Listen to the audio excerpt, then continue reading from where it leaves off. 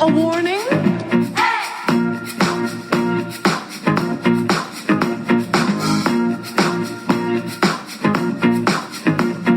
There ain't nothing to worry about.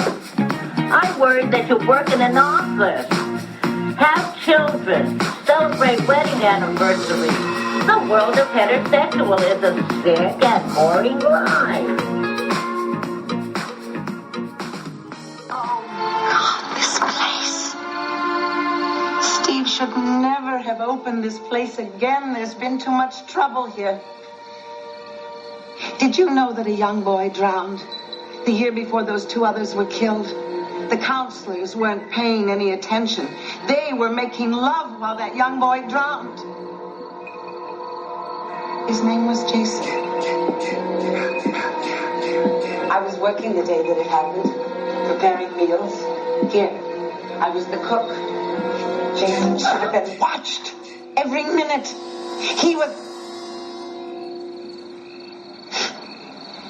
wasn't a very good swimmer. We can go now, dear.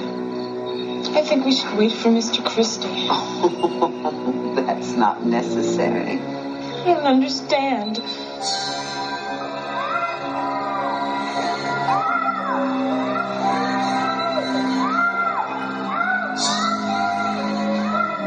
I am Jason.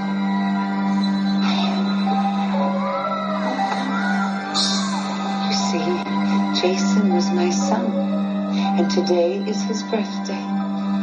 Where's Mr. Christie? Oh, I couldn't let them open this place again.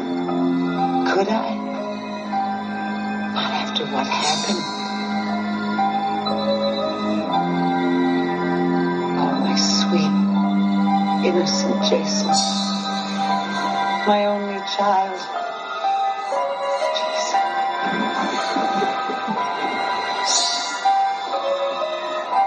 You let him drown. You never paid any attention. What you did to him.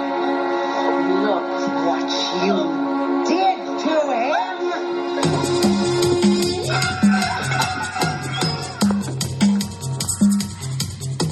Welcome back to the show, listeners. Welcome back. We got another October movie. I mean, I love October. We've returned to our boy Jason. After many, not many hundred of episodes, but quite a few.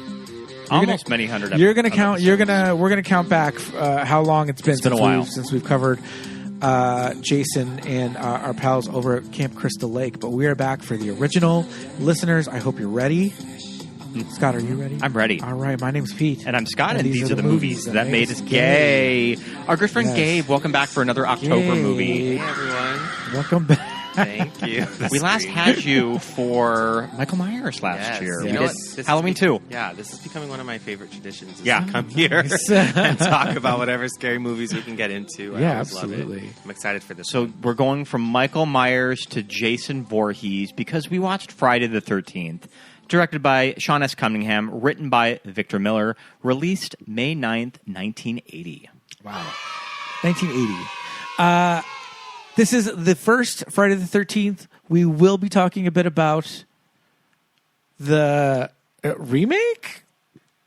Sequel? Reimagine? Yeah. Revival. I feel like revival. Because this was at a time before legacy sequels. Right. So I would say remake. Sure. And then it's difficult to say with the Friday the 13th franchise, like just specifically how many there are. We know Jason X is the 10th movie, but then there's Freddy versus Jason. Does that count as an 11th movie? I think so. Right. I think it's its own thing. It's like a monster face-off. A bit of its own little subgenre of horror, I guess. Yeah. So that ostensibly makes the remake the 12th movie. But that said, Freddy vs. Jason is in our It's in the box set. beautiful it's in the Scream Factory box set. Yes, it is. It's there as well as It is watching us remake. over the episode recording. yeah, we love it. We have it displayed right on the table. I remember when beautiful. we purchased this. It was a great day. Oh, this set was a huge deal when it came out. Yeah. This was a big deal in the horror community. Yeah. Now, we're going to talk about our history with Friday the 13th as a franchise, Jason as a hero. Classic movie monster, Movie I would monster, say. slasher, all of that stuff, and like our, how it relates to us. As listeners, you may or may not know, I'm a little bit more of a Nightmare on Elm Street fan. Those are the ones that I really rewatched more, but there's a couple in this franchise that I really watched the shit out of growing up.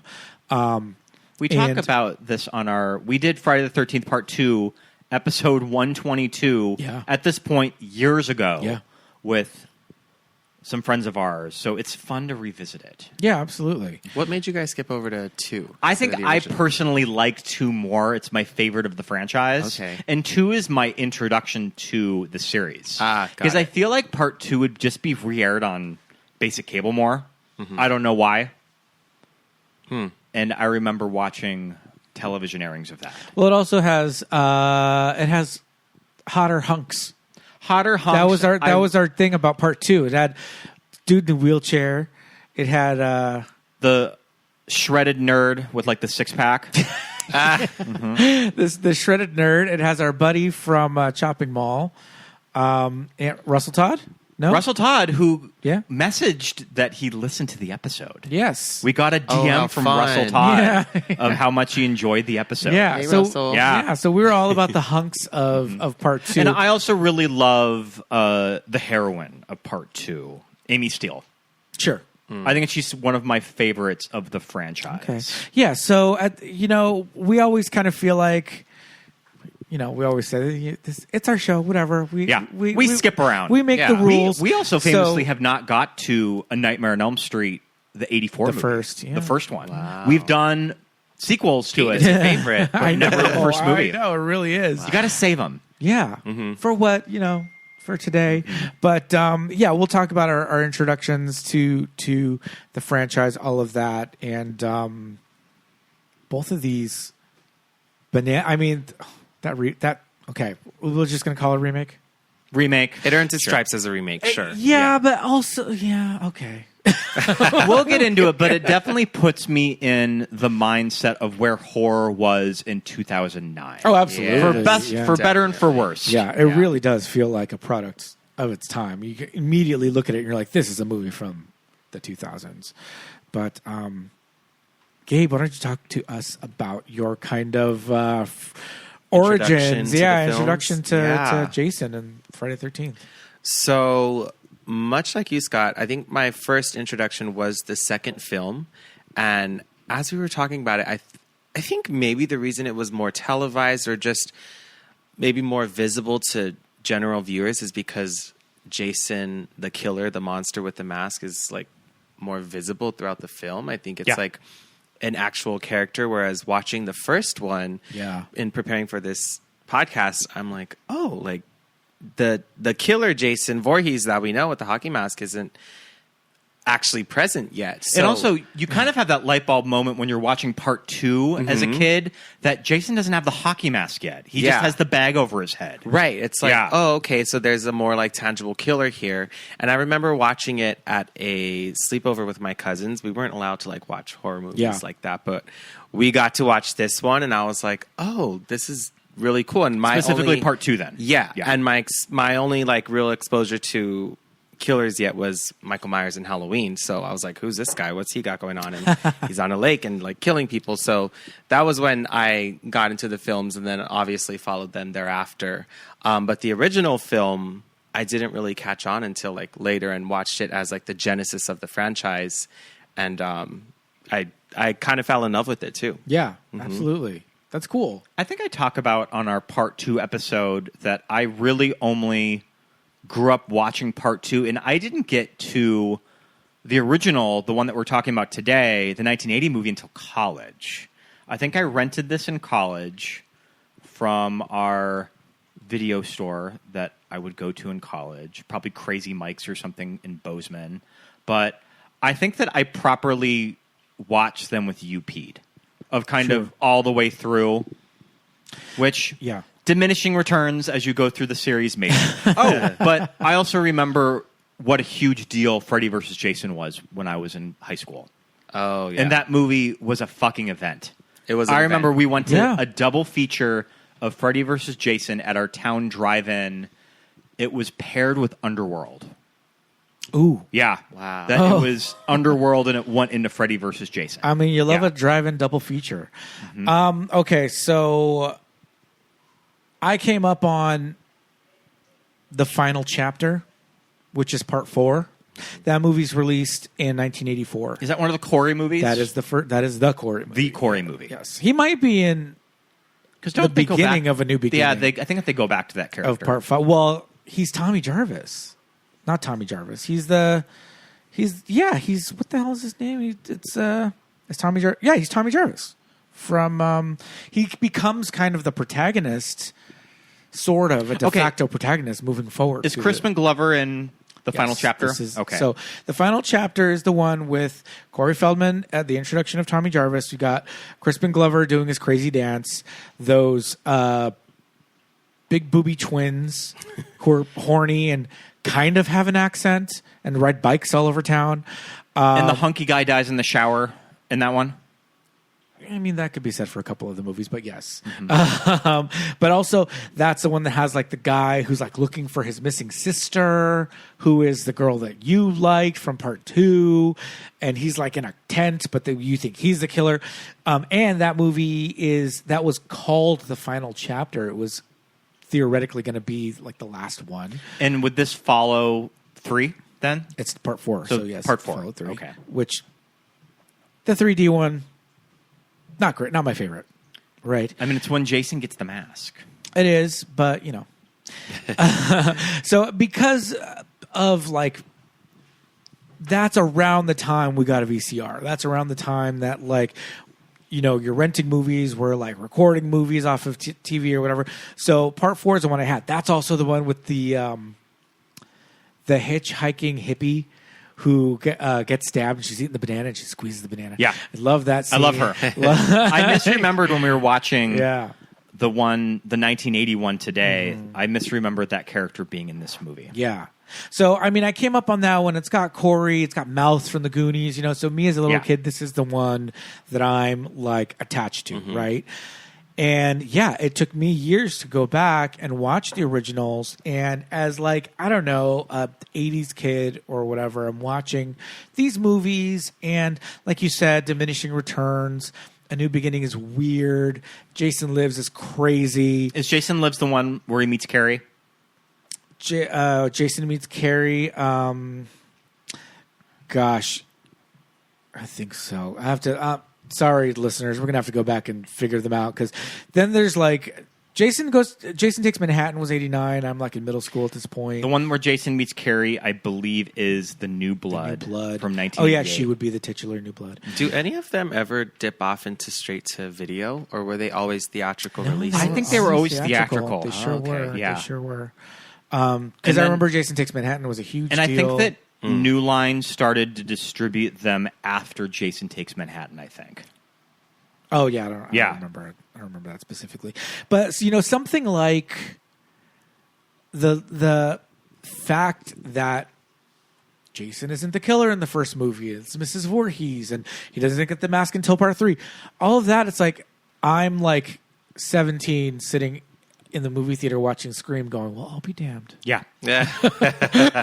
What?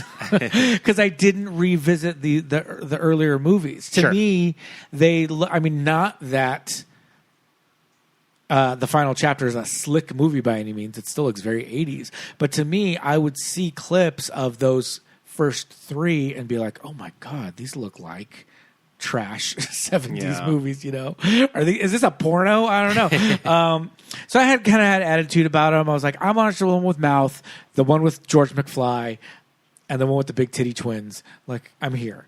And yeah, it took me a minute to go back and watch this one. When you and I saw this in the theater in Orlando, we were like, that's a really strong movie. Have you ever actually seen? really solid have you ever movie. seen this one on a proper movie screen? No, I've only seen it at like the park movie screenings Okay, that they'll sure. have sometimes. Okay, that's fun, yeah. On a big screen like Yeah. that. Yeah. I thought it played. That counts. I thought it played in a movie theater. Probably bigger scares of when you're in a movie theater that Yeah. don't really play as well watching at home. Right. In your living room. Yeah.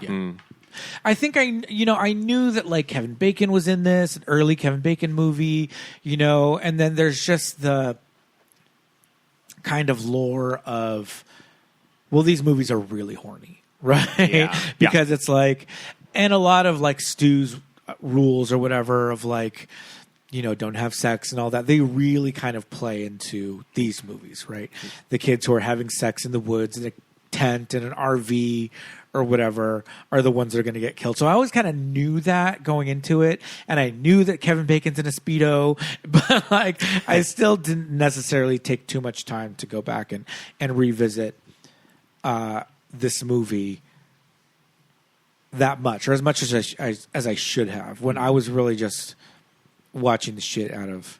I was over on Elm Street. Sure. Watching. Well, I those. mean, it's interesting to compare the two franchises because I think that New Line really knew what they had with a character like Freddy Krueger, that I think that they put more money behind all of those movies, and they were kind of more of an event. And I think that with these movies with Paramount, it was just like, all right, I guess we just have to make another Friday the 13th movie. Here is a couple million for the budget. Yeah. Make Right. it stretch and you can really read it in the production. That I think that the Nightmare movies are just maybe a little slicker looking when you look at them, and these are a little more gritty. You're out in the totally. woods. Well, I think a lot of it too for me was that that Freddy is the boogeyman, right? Well, I guess Michael Myers is the boogeyman, but that Freddy is supernatural. Yes. Right? He comes from your dreams. Nothing He pulls scarier than that. He pulls you into the dream, all that, all the deaths occur in the dream, so they start going crazier and crazier with the dreams and the kills and all that. Yeah. There was something about, like, we would watch a Jason movie and I'd be like, is he magic? Is there a supernatural Is there a element? supernatural? And as a kid, even, I was like, Right. at what point is he getting the chain around the neck, thrown in the lake, drowned in the lake, the rotor from the motorboat in the face, all this stuff, Yeah. and he's still waking up, And I'm like, I don't get it. What is his deal? And at what point does he become too, like, overpowered? And at right? what point does the series become self-aware of it, that when you get something like Jason X that is fully in on the joke Well, Jason X, of how stupid it is? that was That's the great. one where he goes to space? Yeah, he goes to Jason in space. space. Yeah. Okay. Uber Jason. That Jason X was the one for the last Friday the 13th last spring. Uh-huh. Jason X was the one that we watched. Yeah. Yeah. And but all that being said, I feel like this one is the most like pure, I guess, this is the story that we're going to tell. They didn't have Jason as this overpowered kind of supernatural killer. It's like you said, you don't really see who it is. It's like Right. is it like Jaws? And the You end know, and you the don't- end you don't see the gag shark. of the reveal is still pretty satisfying. Yeah, it's scary. Oh, it's yeah. still pretty original. It's like a reverse Psycho. It really is. Where about the son is it's dead, mother. and the mother is the killer. Well, what do you think about that, mother? Been talking Yeah. like Ed Gein a lot. Have you the been past 2 watching weeks. Monster I've been Ed Gein? watching. Yeah, we just started. It's good. All right, mother. I'm loving it. And it's interesting of when you hear the screenwriter Victor Miller kind of talk about where the series went, and you can tell that he really resents the fact that Jason ends up becoming the main antagonist, because Right. the original idea of the script, and this was before the reshot ending in the boat, was Jason was dead. And it was all the mother. Yeah. And just kind of how weird and original and kind of gaggy it would have been for an audience in 1980. Right. So I think that he always kind of resented that the series ended up going As far as it did. a complete opposite direction. Yeah. Right. I read that they had no intentions of continuing the Friday the 13th movie like as a series, but they were able to later on like figure Yeah. out, oh, we can extend this character and get into some of the like maybe supernatural elements Right. of this character and try to like squeeze as much out of it as we can. But I do appreciate about this original film that it's kind of, dry on the surface of like who it could be. It leaves you kind of filling in the blanks of guessing, where is this killer coming from? Who is it? And I do love the twist ending for sure. But just the parameters of the Friday the 13th series, I think the fact that it is like the lake is the base and you have to be, in the vicinity of the campsites and all of that stuff, it lends itself to the atmosphere and the aura of this series, which I love, in comparison to like a Freddy where like it is a little bit more dynamic because you can get into dreams and the settings can change up and things like that. I think Friday the 13th as a series has done a pretty good job at like taking the story as far as you can with such, limited parameters, besides when, he gets to Manhattan and space and stuff, As far as the Crystal Lake settings, I think that it achieves that good, like, campy horror style. Yeah, and they do it in a way that they're not just making the same movie over and over and over. Well, I mean, Part 2 is pretty much a remake. Part 2 is kind of a soft remake. Yeah. Part 2 is kind of like and that's okay. how I feel about the Hunger Games is that, Catching Fire is the better movie. This is the same movie, but just better. But I think it's really interesting when you look at the genesis of this material at the time. I mean, we're all big Halloween fans. Yeah. And pretty much the idea was, Halloween was really successful. Studios want horror movies now.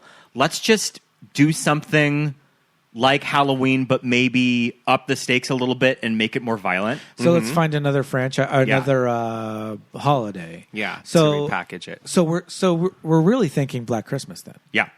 And I am also a huge sucker for the very exploitation thing is to sell a movie purely on its title, and that Sean S. Cunningham, when he was developing this movie, all he had was Friday the 13th. He posted an ad like the scariest in movie. Variety of coming soon, like, we're developing a movie based on the day Friday the 13th. And he had nothing when he printed that article in Variety. It was just a title. I heard that he was also really inspired just off of the success of Halloween alone. Yeah. So basically they were like, how do we adapt this formula into a new killer, a new story? And with all of, the scary and mystic traits that Friday the 13th alone as a statement has, I think it was smart on their part. Yeah. And I think obviously audiences bought into it. And Victor Miller talks about going to a matinee of Halloween just to kind of see what Sean S. Cunningham wanted. And he's walked away being like, all right, so we need a movie about a mass killer. We need horny teenagers. And he added a memorable central location, which was a summer camp. Right. Yeah. And he also took the flashback at the beginning of the movie. Yeah. A tragedy that started off the put the wheels in motion, and it takes place a few years before the present day stuff. And I love that this film ignited the whole like summer camp horror setting for so many films to come. I have fallen in love with other movies that are similar like this. Like I was sharing with you, Sleepaway Camp became one of my random new favorites over this past summer. And we need to properly watch all of the sequels too. Oh, those ones they're fun horror because they're like funny. And still like have brutal kills. Okay. So you gotta love that combo. Yeah, absolutely. Summer camps have really been the most popular theme of movies that made us gay in 2025. What other summer camp movies have we done this year? Wet Hot American Summer? Wet Hot American Summer, The Parent Trap. Oh, yeah. And then we did a Salute Your Shorts episode. Yeah. We did the Zeke the Plumber episode of Salute Your Shorts. Which is a horror which is the horror There's episode. something about summer camp. I don't know. Which is so funny because I think that prior to this movie, would have there been anything remotely scary about a summer camp setting? Probably not. Right. They had to really infuse like a tragedy and reckless kind of behavior from the youth and things like that, but it worked. But I mean, it lent itself to that. You're isolated. You're out there, cut off from like the town. It's going to take a while for anybody to get to you. It's like you can easily cut like the electricity or the phone or whatever, especially like in the 80s. Like you're really cut off. So it's like, okay, that could be pretty scary, especially out in the woods. Yeah. And also, this was around the time where a lot of these kind of B movie studios were making movies about horny teenagers too. Yeah. Kind of like your Animal Houses or Porky's. Yeah. I actually think that Porky's might be after this movie. I mean, yeah, this is 1980.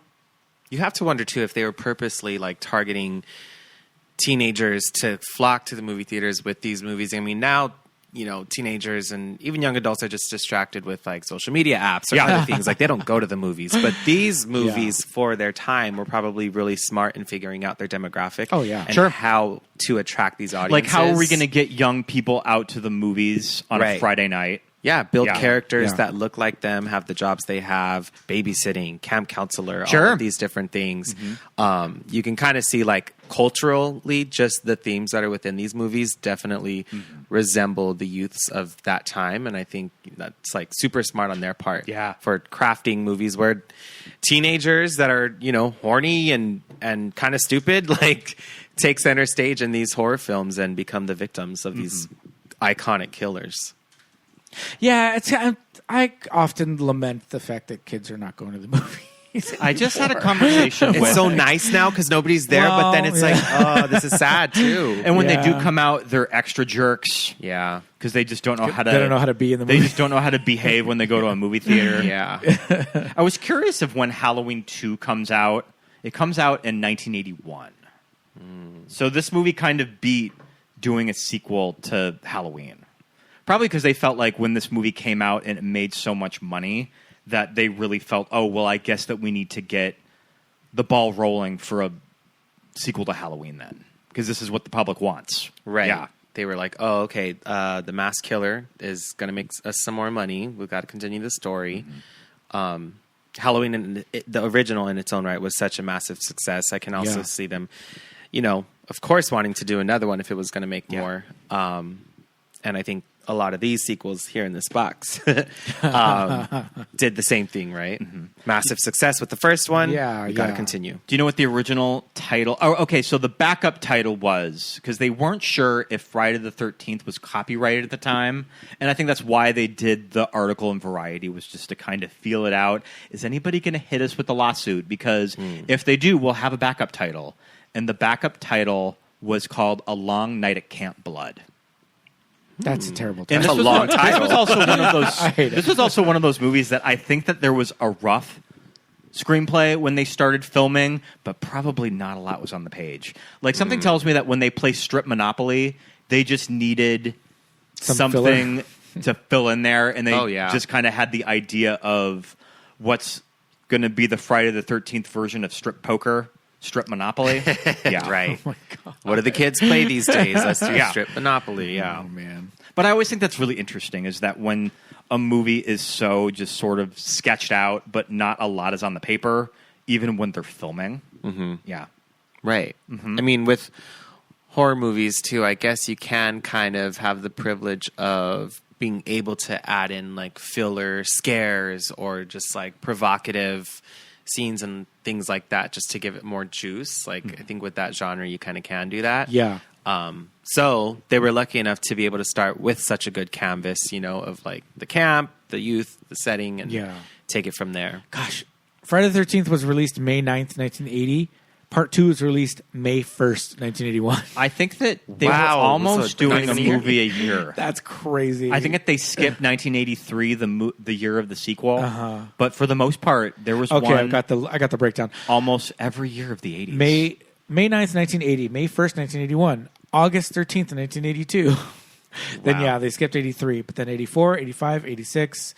Yeah, they were going strong. I mean, the Saw movies were doing that in the 2000s. True. They knew what they had. Aren't the Conjurings kind of doing that too? That whole there's a universe. Lot of there's a lot of Conjuring movies. Yeah, they kind of branch off, but I feel like there's one every year at least within the universe. Yeah, you're right. If it's not an Annabelle or Conjuring movie, it's a Nun. It's a Nun. Yeah. Right.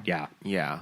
I have to say though, when I think of like 80s slasher, there's obviously a few monsters, but Jason is the one that I think owns the decade, even though I love Michael Myers and Halloween, and they had some throughout that period of time too. For me, it's Jason. Like that's That's the guy who owns the blade, if you will. Yeah, I mean, I think it's Jason and Freddy for sure for me, because I feel like for me, and I don't know if it was because those were the movies that I was like, it's that thing of like when you get a red car, you just start seeing red cars everywhere, you know, like so like because I watched nightmare movies, I was like, oh, everybody's Freddy this year for Halloween. Oh, you know, it's in this TV show. Somebody's wearing a T-shirt.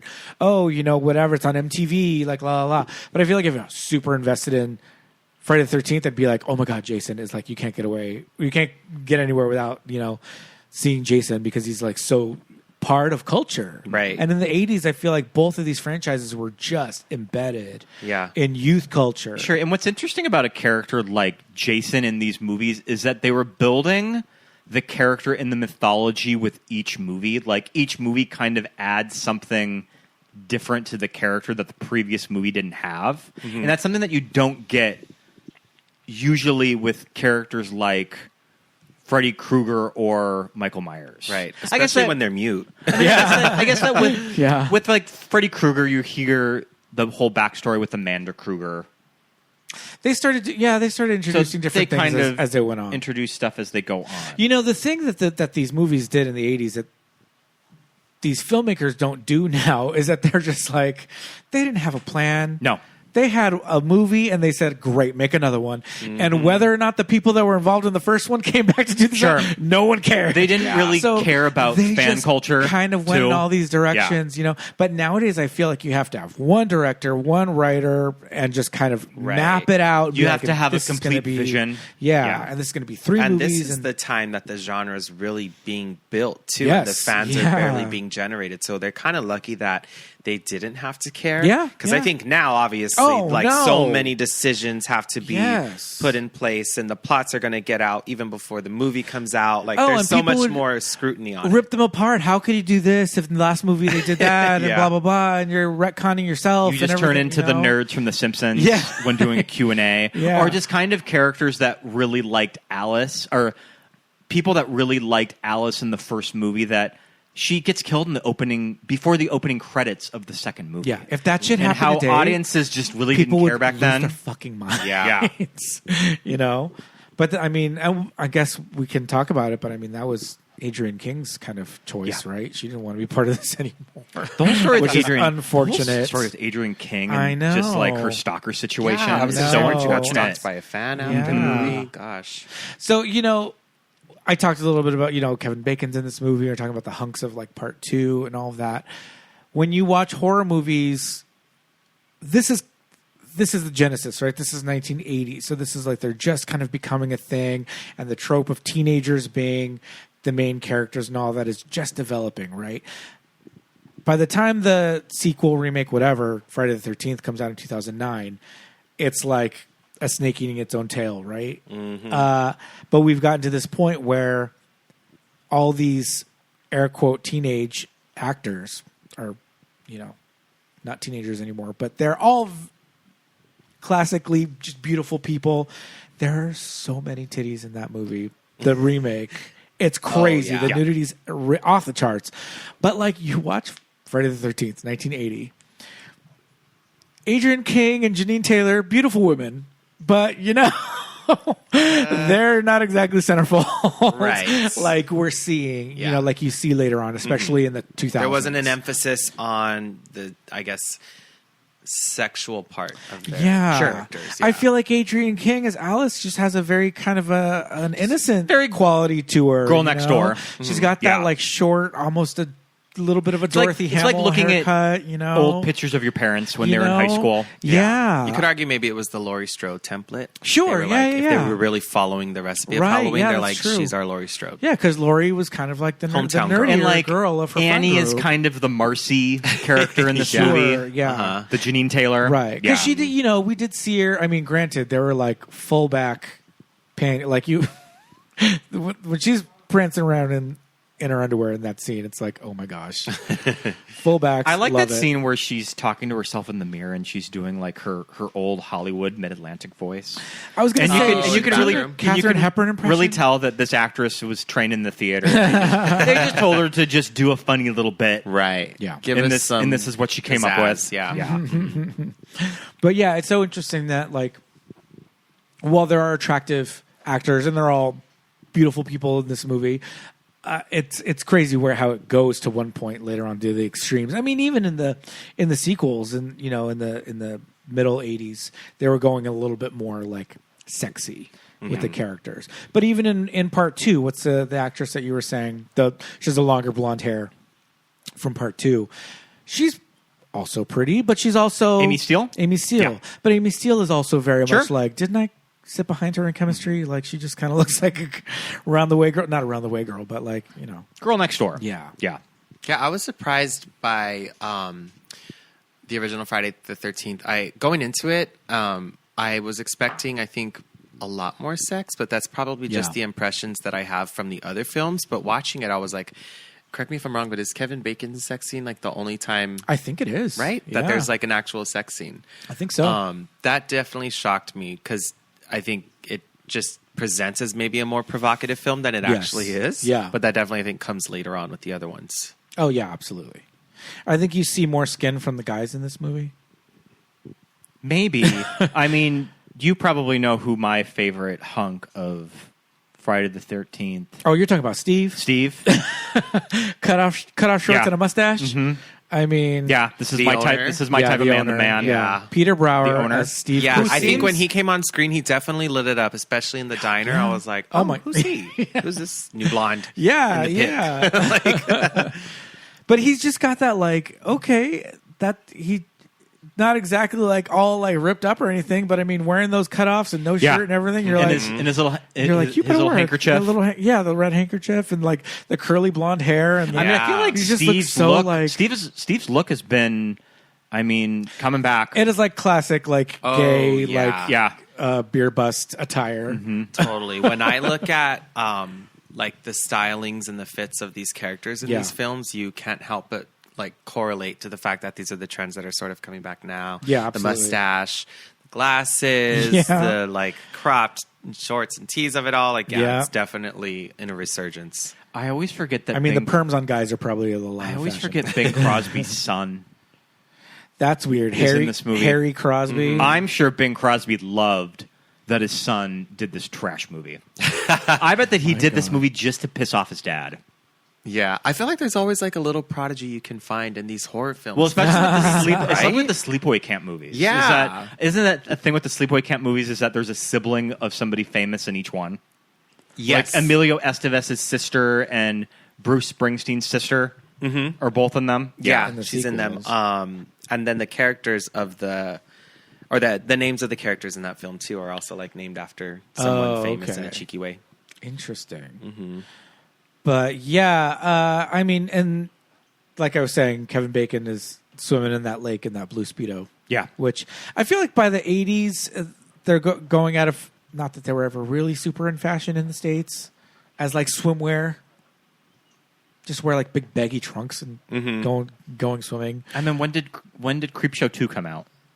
That's a later half. I think that's 85. Sure, yeah, Yeah. and he's wearing one there too. Yeah, you're right. Interesting, but yeah, I think you do see a little bit more of the. I mean, you do see some of the the girls running around. Like I said, we were talking about Janine Taylor and her full back white cotton panties. I mean, Janine Taylor talks about in that Netflix series, The Movies That Made Us, of just how this movie really affected her career afterwards. I think especially if you were an actress in these movies that nobody really wanted to cast you, you couldn't be like Kevin Bacon and go on to do something like Footloose after. Right. That I think that there was really a stigmatism For the with all, females. with all of the women Yeah. that did these movies. Yeah. Yeah, I think definitely for someone like Kevin Bacon, obviously, like we've seen him in almost everything. So it's interesting to watch him in something like Friday the 13th, especially so early in his career. I was watching it sort of like, okay, like what did he book shortly after this? Or what was his trajectory like? But at the end of the day, we know that it was obviously really successful. Yeah. Whereas some of the actresses, I don't think probably shared the same experience. Right. Pete and I's favorite character in this movie, Sandy the waitress. Oh, the waitress. We love Sandra the So waitress. I want to cute. know Yeah. that woman's entire deal. I want to know her backstory. Right. She kind of, I mean, Like a gay as auntie. as we Right. would, Yes. like she's kind of like checking out Steve in the diner. Yeah, they had like a weird little moment in They the do. diner. when She he has a was little trying to moment with pay. Steve. She's kind of flirting with him. Uh-huh. Yeah. He let her keep the change. I'm like, okay, what's going on here? I think for me, my favorite character in this movie, he's not in it a lot, but Crazy Ralph. Oh my God. Yeah. Why is it always the religious characters in these films are scarier than the entire thing? Like they just really know how to get on camera No, and like absolutely. terrorize the shit out of you with their rhetoric and just like, you're Yeah. doomed. And, I'm a messenger of God and all of these things. I'm like, oh my yeah. God, that's enough to scare me out. I I'm mean, gone. that's a character that's kind of like goes back to classic horror. There's characters like that Sure. in Dracula, just like don't go there, don't go to that town. Right. Like, I also love when he he's just gonna eat randomly you. pops out of the pantry. oh my god, He crazy! just decided to hide in the That pantry shit is before. scary. No, totally. That's a scary moment. I was like, all right, that's clever. And they bring back Crazy Ralph in part 2, don't they? I think so. I I believe think so, he's yeah. pretty much doing Uh-huh. because you said part 2 is kind of a soft remake. it's a little Evil Dead. Now, 2. is it part 2 and 3 that both lead into each other? Like the ending of part 3 Ending of of part 2 goes directly into part 3? Probably. I think so. I think 3 might even go right into 4 too, Yeah. right? Yeah, I think so. Like these movies are set over a period of like a month, A couple of weeks. Right. a couple weeks. Yeah. Yeah. Yeah, that I don't remember because again, I didn't rewatch these as much. But I would see what I was saying about the newer one, the 2009 version, is that like I would always watch it in bits and pieces, like on the Sci-Fi Channel. Oh, when we watched it would just be on. I don't think I'd ever sat down and properly watched it. Yeah. I actually went to theaters to watch that one. Okay. Was really excited. Watching it now, watching these two films back to back, the original and the remake, I feel like I realized my opinion has changed, and I always thought that the remake was better. Okay. But now that I watch it, I'm like, this remake to me reads more just like a quick fuck. Like it capitalizes on all of like the quick points you need in a modern horror movie, like you were saying in 2009, like the gags, the nudity, the kills, Sure. everything is compacted and works as a quick fulfillment kind of film. But overall, I'm like, I kind of like the build-up and the sensitivity to the setting and the atmosphere in the first one versus the remake. Oh, totally. Well, you can really tell in 2009 that we were in a post-Saw and Hostel Oh, yes. horror. Yeah, that you for kind sure. of see that a lot in Yeah. those movies. Definitely. Well, the thing about the first one, the 1980 film, is that like we were saying, jumping off of Halloween, we've got that opening, right? And it's like the 50s because the movie takes place in 1980. And you get this POV, right? And it's these campers just singing Michael rowed the boat ashore. Like, what? Some They're kumbaya. like, these teenagers are having the time of their life singing like fucking some church ass camp songs, literally camp songs at camp. And Opens in 58, right? I think it's I think it's at 58. yeah. But it feels like, okay, we're like earning this moment, right? Because it's not super short. It's like, okay, we get them singing the song, and then the two of them are like, let's get out of here. They go up to the attic, they get started, and then it becomes this POV, and they never say like, hey, stop, Mrs. Voorhees. right. They don't They're tell you just who it like, is. hey, But scary. they do that thing in horror movies where It's they you. where they look at the camera and they recognize someone. Like we know that they we know that they know we know who it this is. person. Yeah, Yeah. yeah. We as the audience understand that these two know the killer, right? But we don't know them yet. And yeah, then we have that moment, the two die or whatever, and then flashes to the present. I feel like 2009, it's like it's like pre-credits, you know? Yeah. They're showing They get it out of the way. They get it out of the way. And I feel like like we're questioning now, is it a remake? Is it a sequel? Does it take place after like all the movies that we've already seen. Yeah, they definitely just like washed away the impact of Pamela Voorhees in the remake, and there's really no attention paid to it, where I think in the first film, like, that is the story like we're being introduced to and what we're building upon. Right. So in watching the remake, I was like, all right, I get that if we're going to bring back Friday the 13th in the 2000s, or at least try to revive it, like, we got to solely focus on Jason. But I think that there was power and value in that story of the mother, and the remake just chose to not focus on that at all. Yeah, absolutely. But it's weird because I remember when seeing trailers for the 2009 movie that I want to say that they cut early marketing to the Pamela Voorhees voice, like, monologue. Like Betsy Palmer. So you really didn't know if it was a remake or a sequel. And I want to say that ended with, like, legal action, too. Oh. Of when they did that. Oh, wow. From Betsy, or probably from the makers of the first movie? I think it was from Betsy. Yeah. Yeah. Maybe they were trying to test like what audience reactions were going to be like early on. Like, yeah, and because you could probably play it both ways, I guess. Right, yeah. I would have appreciated more motherly context, I think, in the remake. But what I do love about the original is the fact that as a viewer, as you go through the movie, you are not sure who is killing. You're not sure where it's coming from. You're not going to guess that it's the mom for most of the film. Oh, no. I like that they really excelled at this, like, direction of the killer being behind your seat. Yeah, it feels like absolutely. you just don't know who it is, and it's going throughout. I found that really artistic, and just like it really worked throughout this film. And it's one of, I think, the early trendsetters of those slasher films where they do this. And the reveal at the end of Pamela is also like just as striking. No, totally. When you know, you're not sure who it is. Yeah. And Scott, I was asking you as we were watching this, I was like, I know it's in the trivia somewhere, but were they going for maybe more name actresses, like an Anne Bancroft kind of a person, or like Mrs. Voorhees? And you said, so I believe that the two actresses that turned down Pamela Voorhees were Shelley Winters, which would have been insane. Wow. Her in this movie. And Estelle Parsons. Yeah. Academy Award winner Estelle Parsons. Mother of Roseanne. Essentially, Roseanne's mother and grandmother. I want to say that there's a joke in the later episodes of Roseanne about because Shelley Friday the Winters 13th. plays Nana Mary. Yeah. She plays Bev's mom. Yeah. So that's kind of funny, the both of them. Interesting.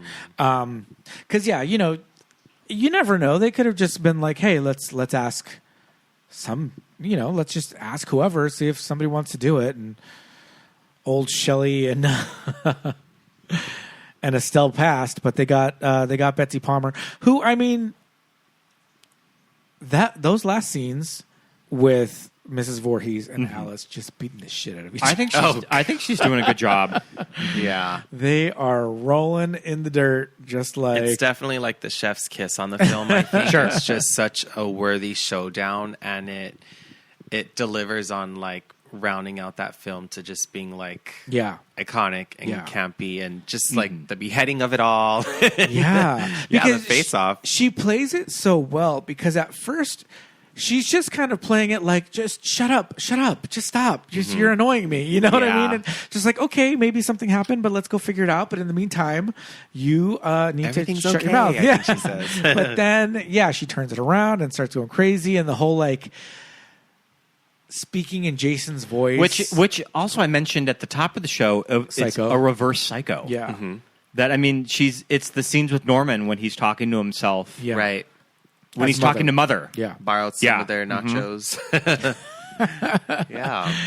I think it's so funny when you hear this actress talk about this movie, and she talks about, this is a piece of shit script, but I need a new car, and they're going to be paying me $1,000 a day on this movie. Yeah. So She if thought I no one work was gonna if I go work watch a it. couple days, that'll be a new car. and no one is going to watch this movie. And is this Yeah. pre-PR? Like, are people media trained at this point? Probably. Like, she just, hey, the studio wasn't like, maybe you shouldn't share that you think the film's Yeah, But yeah. absolutely. But I mean, this At is least an on independent paper, to you. movie, Right. so Yeah, you know. True. Paramount bought this movie to distribute it, so it was finished. Yeah, I heard that when the film was done, that there was pretty heavy campaigns from different studios Okay. to get Little the rights bidding for it. war? Yeah, That's cool. They probably could forecast the fact that the film just stood really good on its legs as like Yeah. a horror film, and it was going to do well given the success of some of its,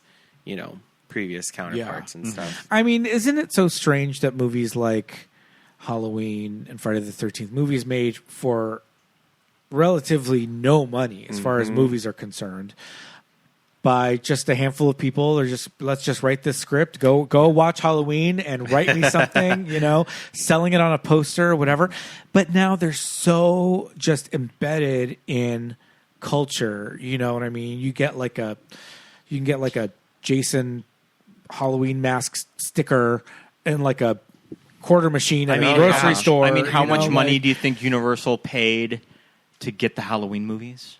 Like, it was like millions and millions and millions of dollars. Yeah. Of just how you get a major horror property like that. Yeah. And what's interesting about something like Friday the 13th and the just sort of the legs of it post the 2009 remake is that it became tied up in lawsuits that I really can't explain what those lawsuits are. Yeah. I think that it has to do with the writer, like, just sort of hanging on to certain elements of the story, and it's why when you see certain sequels of this movie, like when New Line first got it, you never see Jason in the hockey mask. That there's certain elements of the character that you can't put in certain movies, and I believe that Camp Crystal Lake has just shot. It's going to Peacock, and I don't think that they can use any of the hockey mask in it. Oh, geez. So it's just kind of funny of just how a very bare bones, I mean, I don't want to say generic because it's like I think that there's something to these movies, but I mean, it's pretty broad, and it's just funny that of all of the horror characters of the 80s, this is the one that they have the biggest problems doing new it movies seems with. like a troubled franchise in that sense. I feel like over the years I've heard of a lot of different stories where like a studio was purchasing the rights and then they gained it and then it was lost and they were almost going to like launch a movie or a series about it and then it fell through. So I'm excited to see what the Crystal Lake series is going to be like on Peacock, because if they're not able to use the mask, I imagine maybe this is going to be like a prequel kind of setup thing. I think it's more of a Pamela Voorhees origin story. Got it. I think because I know Linda Cardellini, love Linda Cardellini, so I'm excited to see what she does with that character. Mm-hmm. On the heels of the Pennywise series coming to. Oh, what is yeah. that one called? Welcome to Derry. Welcome to Derry. Yeah, so it's interesting to see. Welcome how to Derry's these- getting some good buzz. And I mean, there was also Bates Motel. Yeah.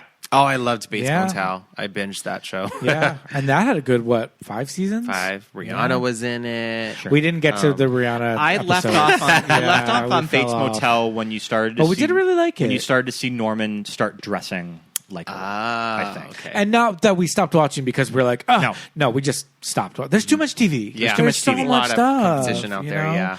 Yeah. And that was at a point where streaming was a thing, but it wasn't readily available. Like it had to be on demand with that channel. Now it's just like anywhere. So we can catch up on Bates Motel, which I'd like to. 'Cause I hear from coworkers that the games do have a big following, and I think that The video a lot games. of the lawsuits followed the release of the video game. Oh, wow. So what I know about the Friday the 13th franchise and their video games is that they're always either really, really hard or not that great. Going back to the NES game. I think now horror games are kind of having a little bit of a renaissance right now with I'm not going to remember the title of it, but they're co-op games, and it's a thing where Kind of like The Last of Us. It's like a larger story. No, Oh, okay. Never mind. no, they're not open world. They're these co-op games where, let's say you go online and you play strangers or with a party mode with people that you know, and most of the people will be a victim, and one person gets chosen to play the killer. Oh, sure. And you're either trying to escape or you're trying to kill everybody else. Because that's the deal with this new like Halloween the game. traitors. Yeah, that you can play as That's Michael going Myers. to be the thing with the new Halloween game yeah. that's coming out. That's supposed to be. We'll see how that one's going. Could you imagine when this game comes out that what if they did just like a mocked up version of South Pasadena? Well, I'm thinking that it's going to be. I think that open would be cool. world. We could pass by our homes. Yes. Oh my God, I would love it. I can Just pass like by my job. walking They'll down have a Mission Street, they'll have a fictional Jones. you know. going to Griffin's for a Oh yes. pint. But, Yeah. but theoretically, should it be the South Pasadena of the 80s? I don't know, but Right. or the late 70s. Who knows? I'm not like a big gamer, so it's Yeah. hard for me to dive into that universe, Yeah. even as a franchise fan. Yeah. But it could be fun to play them. But for me, as a fan of Jason and Michael and all these killers, like I still want to see these guys on the big screen. I Yeah. feel like secretly, I always deep down want to see people get back in the movie theater, like Sure. with these Yeah. killers. Yeah, again. and that's what's so unfortunate about something like Friday the 13th, and that it's tied up in all of these lawsuits. And when you think about it, Friday the 13th is the perfect movie to rebrand because it's not based around an actor. It's not like Robert Right. Englund. Robert Englund is Freddy Krueger. Yes. That Right. you can do a nightmare movie without him. It's not that great. They tried that. Yeah. He's so signature. It to didn't that really role. work. Yeah. He's just so signature to that role. In Jason, you just need a big stunt Husky, performer. good- yeah, Yeah. basically. Yeah. I mean, I would say that you need somebody with some kind of menace to their. Yeah. There's something there, right? Because I think they've done quite a few people with Michael Myers. Yeah, they've In done all the several. movies. There's And- at least like 10 different guys. that Yeah, play Michael at yeah. some point. And sometimes you're just like, all right.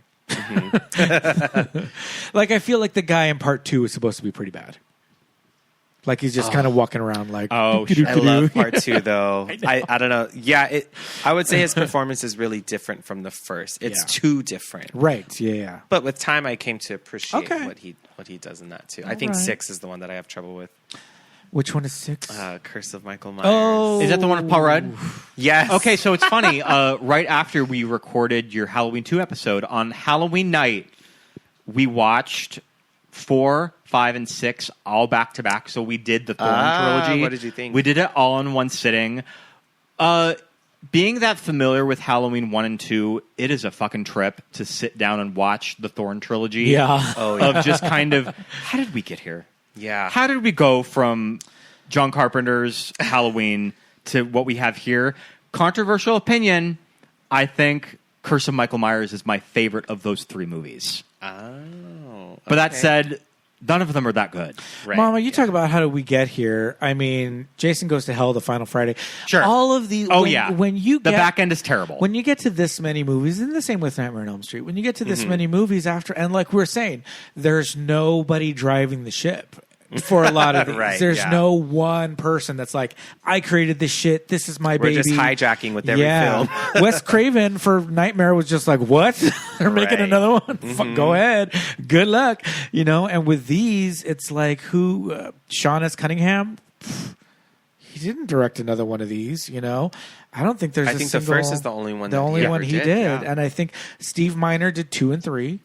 But after that, we have new directors for every one of them. And with all these people coming in, all these ideas, all these creative directions, you're bound to start going off the rails. And with these 3 big franchises, and I mean, you could probably say the same thing about like Hellraiser or Sure. Phantasm, any of these 80s, 70s, and 80s horror franchises that last more than 3 movies, they start getting a little cuckoo the further in you go, right? And it's nobody's fault, but it's just like, I think now we're so kind of like the past few years, we've gotten ingrained with this, like, I don't know, there needs to be like a Ryan Murphy or a David Gordon Green. Is or that a somebody very, that's like I mean, is that just pushing kind of the whole show? what sequels post Force Awakens just kind of look like now? Probably, yeah.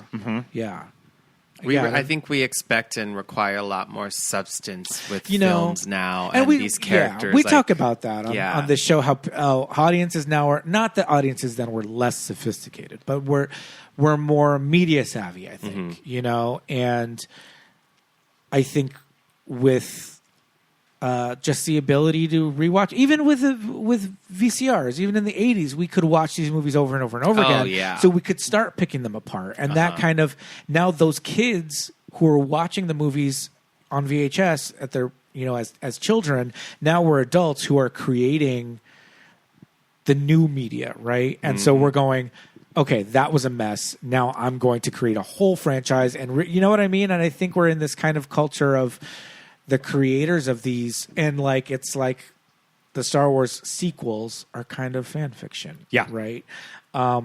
Which is a weird gray line of when do sequels bridge into fan fiction. Yeah. Which is something fairly new with a lot of these movies. Yeah. So I don't think it's better or worse. It's just where it is now, One of the things that I do appreciate about the 2009 movie is that it was not pandering to an audience that was expecting a remake of the first movie. Because when you watch stuff like Force Awakens, and to some extent some of the David Gordon Green Halloween movies, which are just kind of remaking elements of those older movies, I do appreciate that the 2009 movie does feel like it can do its own thing. Yeah. It felt independent from a lot of the story ties. It didn't feel obligated to obviously continue any of those storylines, and it was really brave, I think, in its approach to just make Jason ruthless and have these characters be as dumb and sexy as we can get them, and or is something as simple as just not making it about camp counselors, right? Yeah, that they're just horny teenagers, wrong place, wrong time. Yeah. Well, we were talking about it when it started, and the movie just started, and I was like, Michael Bay. And you were like, there was a moment where Michael Bay was remaking all of these old horror movies at the time. This is around the time that Nightmare on Elm Street would be out in 2010.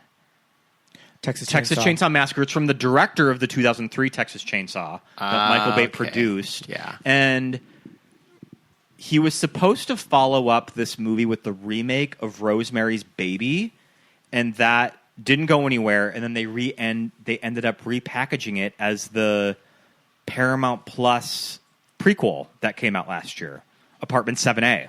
Oh, yeah. Okay. That started out as a traditional Rosemary's Baby remake. That Michael Bay was doing. Yeah. So he had his hands on a lot of things. Yeah, he really did, and because you don't really think of Michael Bay as a horror guy, no, right? Michael Bay movies are action, sci-fi adjacent, right? But this particular era of horror movies, we were saying that kind of I guess they have that Michael Bay slickness to them. They definitely have a vibe. I would say they're very contrasty. They're very really, really dark blacks and really kind of washed out light. You know, and the people look very, very specific. Yeah, watching the 2009 film, I was observing that about the coloring of the film, and it really transports you to a darker, isolated feeling just cinematically. So that I really like, and just some of the character choices too about the film, when Danielle Panabaker's character dies. Yeah, I was kind of shocked. Sure. Yeah. Because you expect, no, she's not supposed to die. Because you expect that she's going to make it to the end. Yeah, because she's such it was pretty much the end of the movie, too. Yeah. Willa Ford, kind of a really good screen deaf. Yeah. Yeah. She took off right that top the deck. when jet skiing. She was, what is that? It's not water skiing. You're on the little board. The wakeboarding? Wakeboard. Yeah. Titties out. Mm-hmm. Something you would never see in a movie now. Right, yeah. Three different women taking off their tops. You would never see that in a horror movie now. They went for the jugular. They did, yeah. The jugs. No, sorry. But some of the casting choice. So Jared Padalecki we're not big Supernatural fans, but I was looking up how much a meet and greet for him would be at a horror con. His meet and greets can go up to $1,000. Holy shit. So I think he is doing quite well for himself. yeah, Jared Padalecki is sitting with pretty, this supernatural baby. money that went on for like 10 years. Yeah. I found his character in the remake to be slightly awkward. Kind of. He A little bit. was handsome, Yeah. but I just couldn't believe that like he wouldn't, beat the shit out of the guy that was calling him a dick. It was just for kind of like what? putting up posters of your missing sister. Right. Like, what the yeah. fuck? So Okay, so right off the bat, we're having this conversation in this episode about, is this a sequel? Is this the remake? Whatever, right? So what they have done in this movie, Friday the 13th from 2009, is it starts off with what we find out to be a flashback of essentially the final scene of the first movie. Yeah. Friday the 13th. A remade version of the final scene. Right. Of Pamela Voorhees getting her head chopped off. Right. Except the girl has long hair instead of like Alice's short hair. And first off, I have to say that Mrs. Voorhees, Pamela Voorhees, is played by Nana Visitor of Deep Space Nine. You got really excited. I got when very you figured that out excited. today. I was like, Major Kira, what the hell? And so, okay, so that's there. But then the thing that they do is that they incorporate moments from, I would say, the first 4 movies. Deaths, kills, little moments here and there that are reminiscent of scenes from other movies. You see the barn. You see the barn. Yeah. You see somebody I immediately get thought of part 3. an arrow through or stabbed in the throat. Chewie, who's Asian. I'm like, is his name Jesus? I don't know. But his name's Chewie. He gets like the screwdriver in the throat, which is kind of reminiscent of Kevin Bacon's death. Mm-hmm. We get the fact that Jared Padalecki's character is looking for his missing sister. Like I said, that's in part 4. Part 4. They find this guy in the woods in a tent, and he's looking for his missing sister, who is a character in, I think, part 2, is the name that he gives. So just these little things. So that was when we're watching, the movie started, and I'm like looking at it, and I was like, what? This is crazy. Make up your mind. I didn't know how to take it. I'm like, okay, what are they trying to give us? Are they giving us just a full, like, homage Like to... it doesn't quite go into full fan service territory. Right, that right. movies they're like little nods. can do now. They're Easter eggs, kind of. Yeah.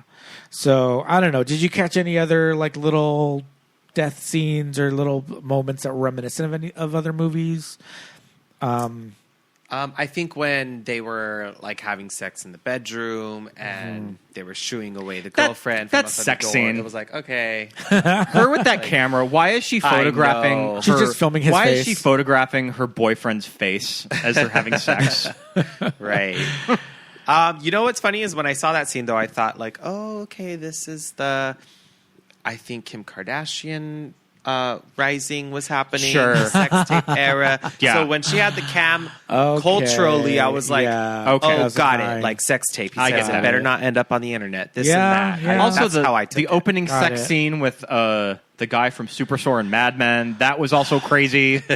Ben Feldman, I don't want to see him in a sex scene ever. I mean, he's a very handsome guy. He's very attractive, but I'd rather not. I don't know, man. He's like my brother. I don't want to see him. And those opening scenes almost seem a little too self-aware, which maybe that was the point, is that this is a Friday the 13th movie.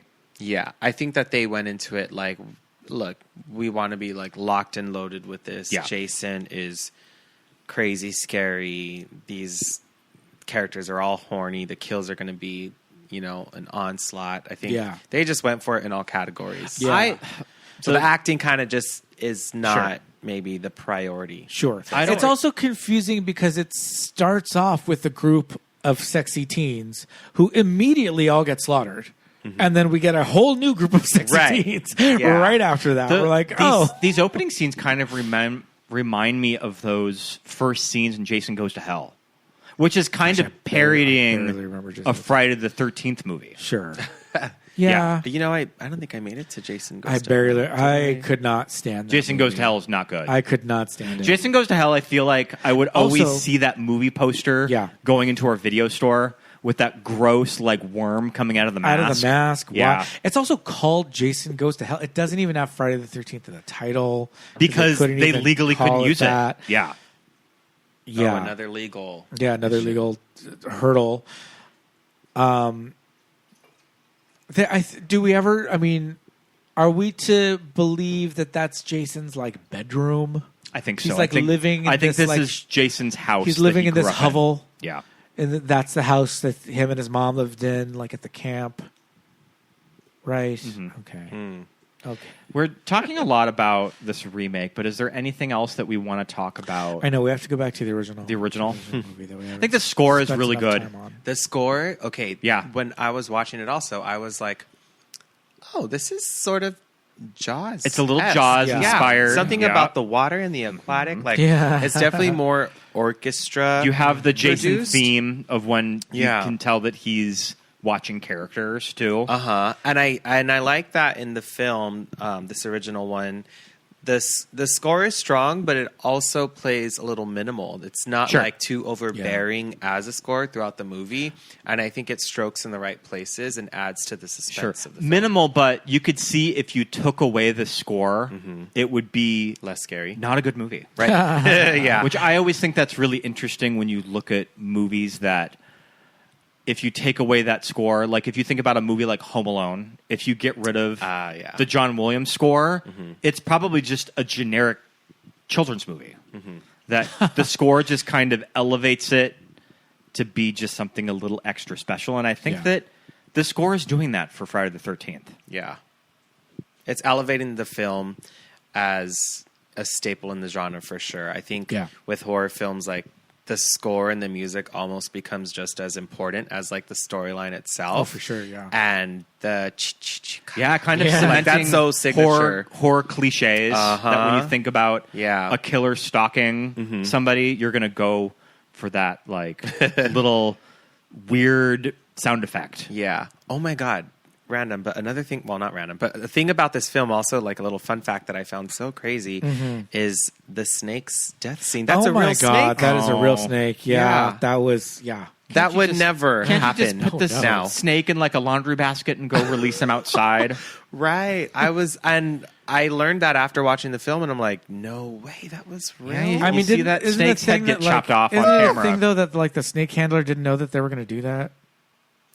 I think that's part of. I that's think in I there. read that someone on Yeah. set was pretty upset. Yeah, they were like, about that "Oh, happening. If I was a snake handler, I'd be upset. yeah, Right. like they brought this guy." Just murdered my snake. Yeah. my fucking movie Oh snake. my God.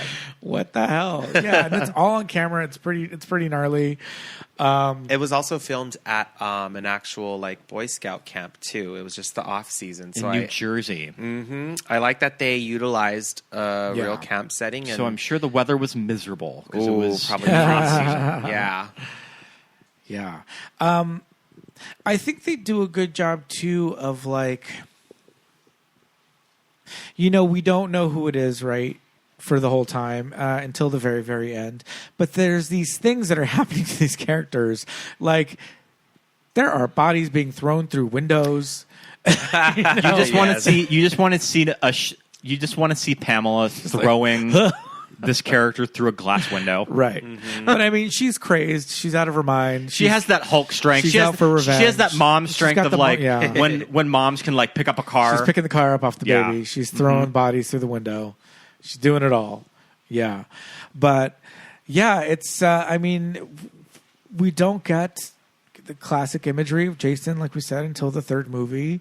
But it's one of those things that this franchise has just become such this part of like culture and horror culture and, movies and all of that you kind of don't mind. You're kind of like, all right, yeah, fuck yeah. Like, I want to see the one with Jason's mom. Like I want to see the one where Right, she goes yeah. crazy. I definitely And- think that this original one is one that is appreciated later on. Yeah. For a lot of people, just even based on our experiences with the franchise. It's it's not using Jason off the bat, but it's really impressive that they were able to spawn such a hit series and launch an iconic, recognizable killer for that genre. Yeah. And it all started with like this kind of faceless killer throughout the movie. I would say, on the box set, obviously the mask is a big part of it. But on the one side, you do get this one from the sequel. The pillowcase or the potato sack or whatever. The sack, yeah. But, the interesting thing about Jason is that I guess you would say the machete is kind of like the iconic, like if you're going to draw If you're going to do a Jason Halloween His silhouette. costume. Yeah, a silhouette would be kind of a machete. Uh-huh. Which you see that a good portion. Yep. But he does use kind of everything. Is it one of those things that does Archer in 2009? Sure. Yes. Kills someone with a bow and arrow. Well, and which would make sense. He has was at camp. he shoots somebody with a bow and arrow in this movie too. in the original, yes. The mom does. That scene though, where the woman That is scene always standing makes me so nervous. by the archery thing. That looks so fucking dangerous. And the Crosby kid that shit looks shoots an real. arrow at her. Yeah. That shit looks like They that had to is get that in camera. And then it's like she could have lost a limb. That looks crazy. But yeah, I feel like the silhouette is the machete, but he's a jack of all. He's a Renaissance. Do we ever see killer. Jason with the chainsaw? Probably not. I do not believe you ever see him with a chainsaw. I just but think of Dan from Roseanne with the Jason mask and the chainsaw. There have been a couple of gags in The Simpsons where Homer's wearing a hockey mask. They're kind of and he's got a chainsaw. picking from two different characters. Texas Chainsaw Massacre only kills one person with a chainsaw. You just see the guy in the wheelchair, Only kills one and that person. guy's a fucking asshole. And he had it coming. But Jason kind of uses everything. I think he gets somebody in 4. In one of them, he gets somebody with like a spear gun. It's one where they're like swimming in the lake, but it's at night. I think it's 4, and there's it's like a spear gun. Yeah, They always make them get creative, anyways. Yeah. They like to make them pick up something else to pull off a kill. We love Jason picking up the person in the sleeping bag and just smashing that shit against the tree. I loved. There's 2 characters in one of the sequels. They're in like an RV or like a camper or something, and one of them goes into the little RV bathroom, and he like gets the back of their head and smashes it into the wall, and it's an RV, so it's just like, I don't know, so you see the outline of from the outside of it, you see like the outline of their face like getting smashed through the RV. He's a strong guy. But that's the thing. He becomes more and more kind of having the supernatural strength and all that. But I don't know. I guess you forgive it. I mean, I think that Pamela Voorhees has supernatural strength in this movie. What she's pulling off. She is a woman in her 50s picking off all of these campers one by one. Able-bodied. Yep. She is a mom. She's got that mom strength. Yeah. But, okay, because in the final chapter, part 4, they hack that machete in his shoulder, like where his shoulder and his neck meet, so deep, right? Because it's supposed to be the last one. They're like, we're going to fucking kill him. Aside from chopping his head off, that thing goes so far in there. And it's like, sure, he gets off the gurney at the end of the movie. You know, it's like, where'd he go? But I think there's one of them where he gets hanged in the barn. Is that the remake one? That would probably be 3. They hang him in the remake. They do. But I think in 3 he gets hanged in the barn, and then he comes off of that. It's like, bro, they just keeps coming back. Mm-hmm. Yeah. Very much how Michael is kind of like attempted to be Who killed. do you think would win in a battle royale? Well, we know who'd win against Freddy versus Jason. Who did officially win in Freddy versus Jason? Jason. Okay. Jason's kind of like Freddy the hero. winks at the end, right? He does. When he's beheaded? He does, but, you know. I guess that you're right. I guess that Freddy Krueger is really it's very interesting. Is really the antagonist of Freddy that movie. Versus Jason, they make Freddy the bad guy, and they make you root for Jason. Mm-hmm. It's written that way, and it's played out that way. You root for him, because he starts killing Jason. Well, I think that there's maybe something more inherently evil about Freddy Krueger that you can't say that about somebody like Jason. Sure. Right. Versus Jason kind of has the more tragic backstory. Yeah. Yeah. I will be biased and say I think Michael would win. against Jason? Just Who's because he always crazier? seems to pull it off. Crazier? Michael killed a dog. He did. He killed that dog. That's Yeah. a little crazy. Now, didn't the David Gordon Green movies put he Michael ate the dog? over the edge of horror villain that has the most kill counts? Oh, he killed I so think many so. people. In the He the kills second so one. many people in that Yeah. second and And third Halloween movie. Kills? Kills is Yeah. basically just like a It's- killing marathon. Yeah, it's crazy. I guess he doesn't kill a Kills lot us of. in I that. guess He he kills doesn't kill a lot of the whole people in number town. 3. Yeah. In number Halloween 3, Ends. he's like slow and old and Yeah. in a cave Yeah. for more than half of it. Yeah. Sadly. Which is interesting that they kind of keep him tied to this timeline, right? Whereas in Friday the 13th, You can put him anywhere. he would have been born in like 1950. Yeah.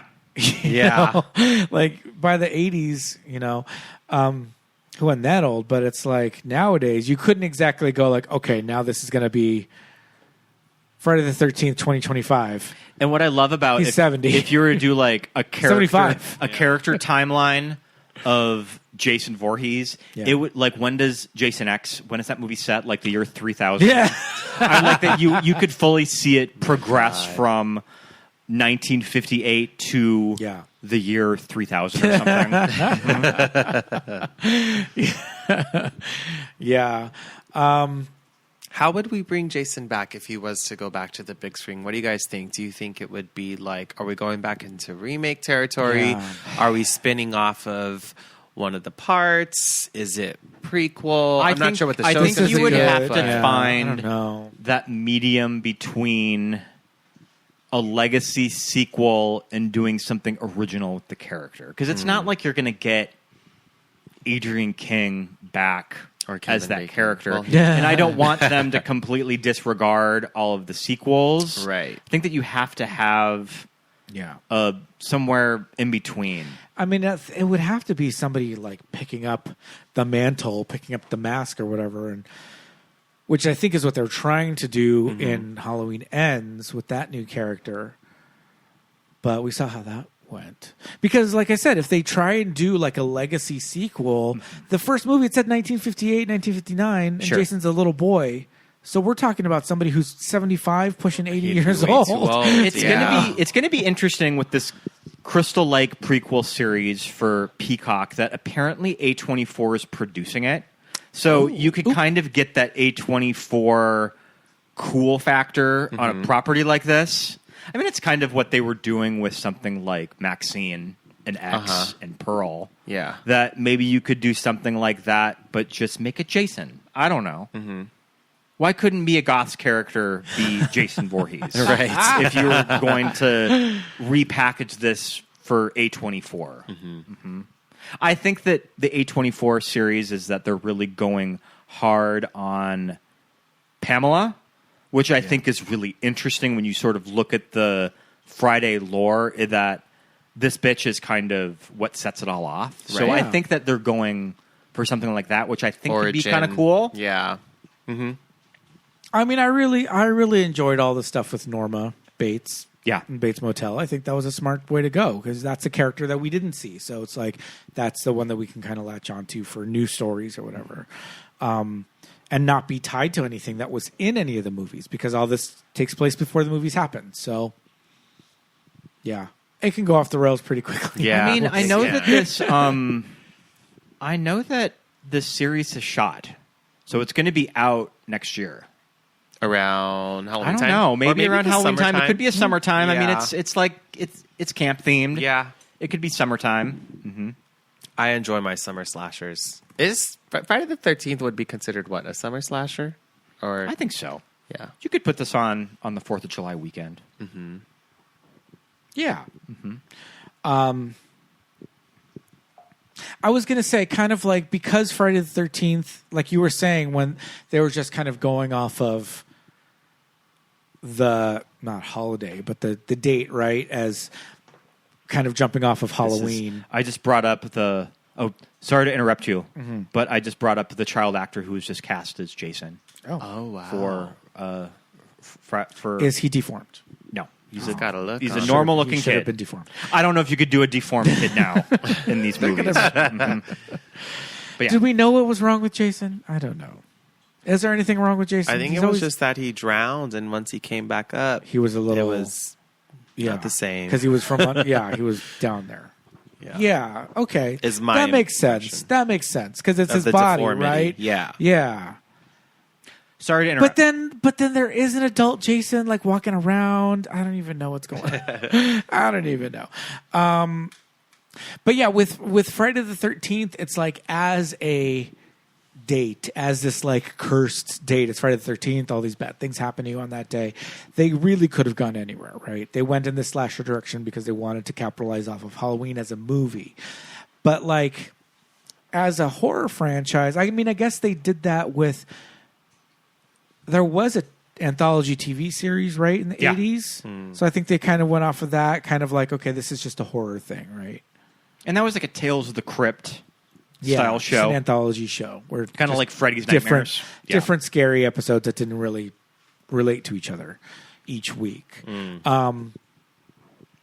Because with just the title Friday the 13th.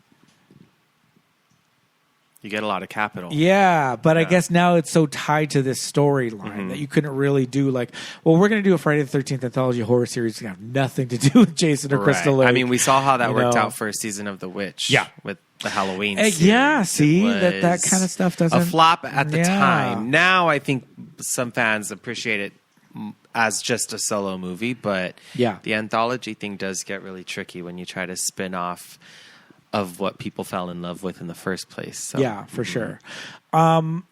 Did you watch American Horror Story 1984?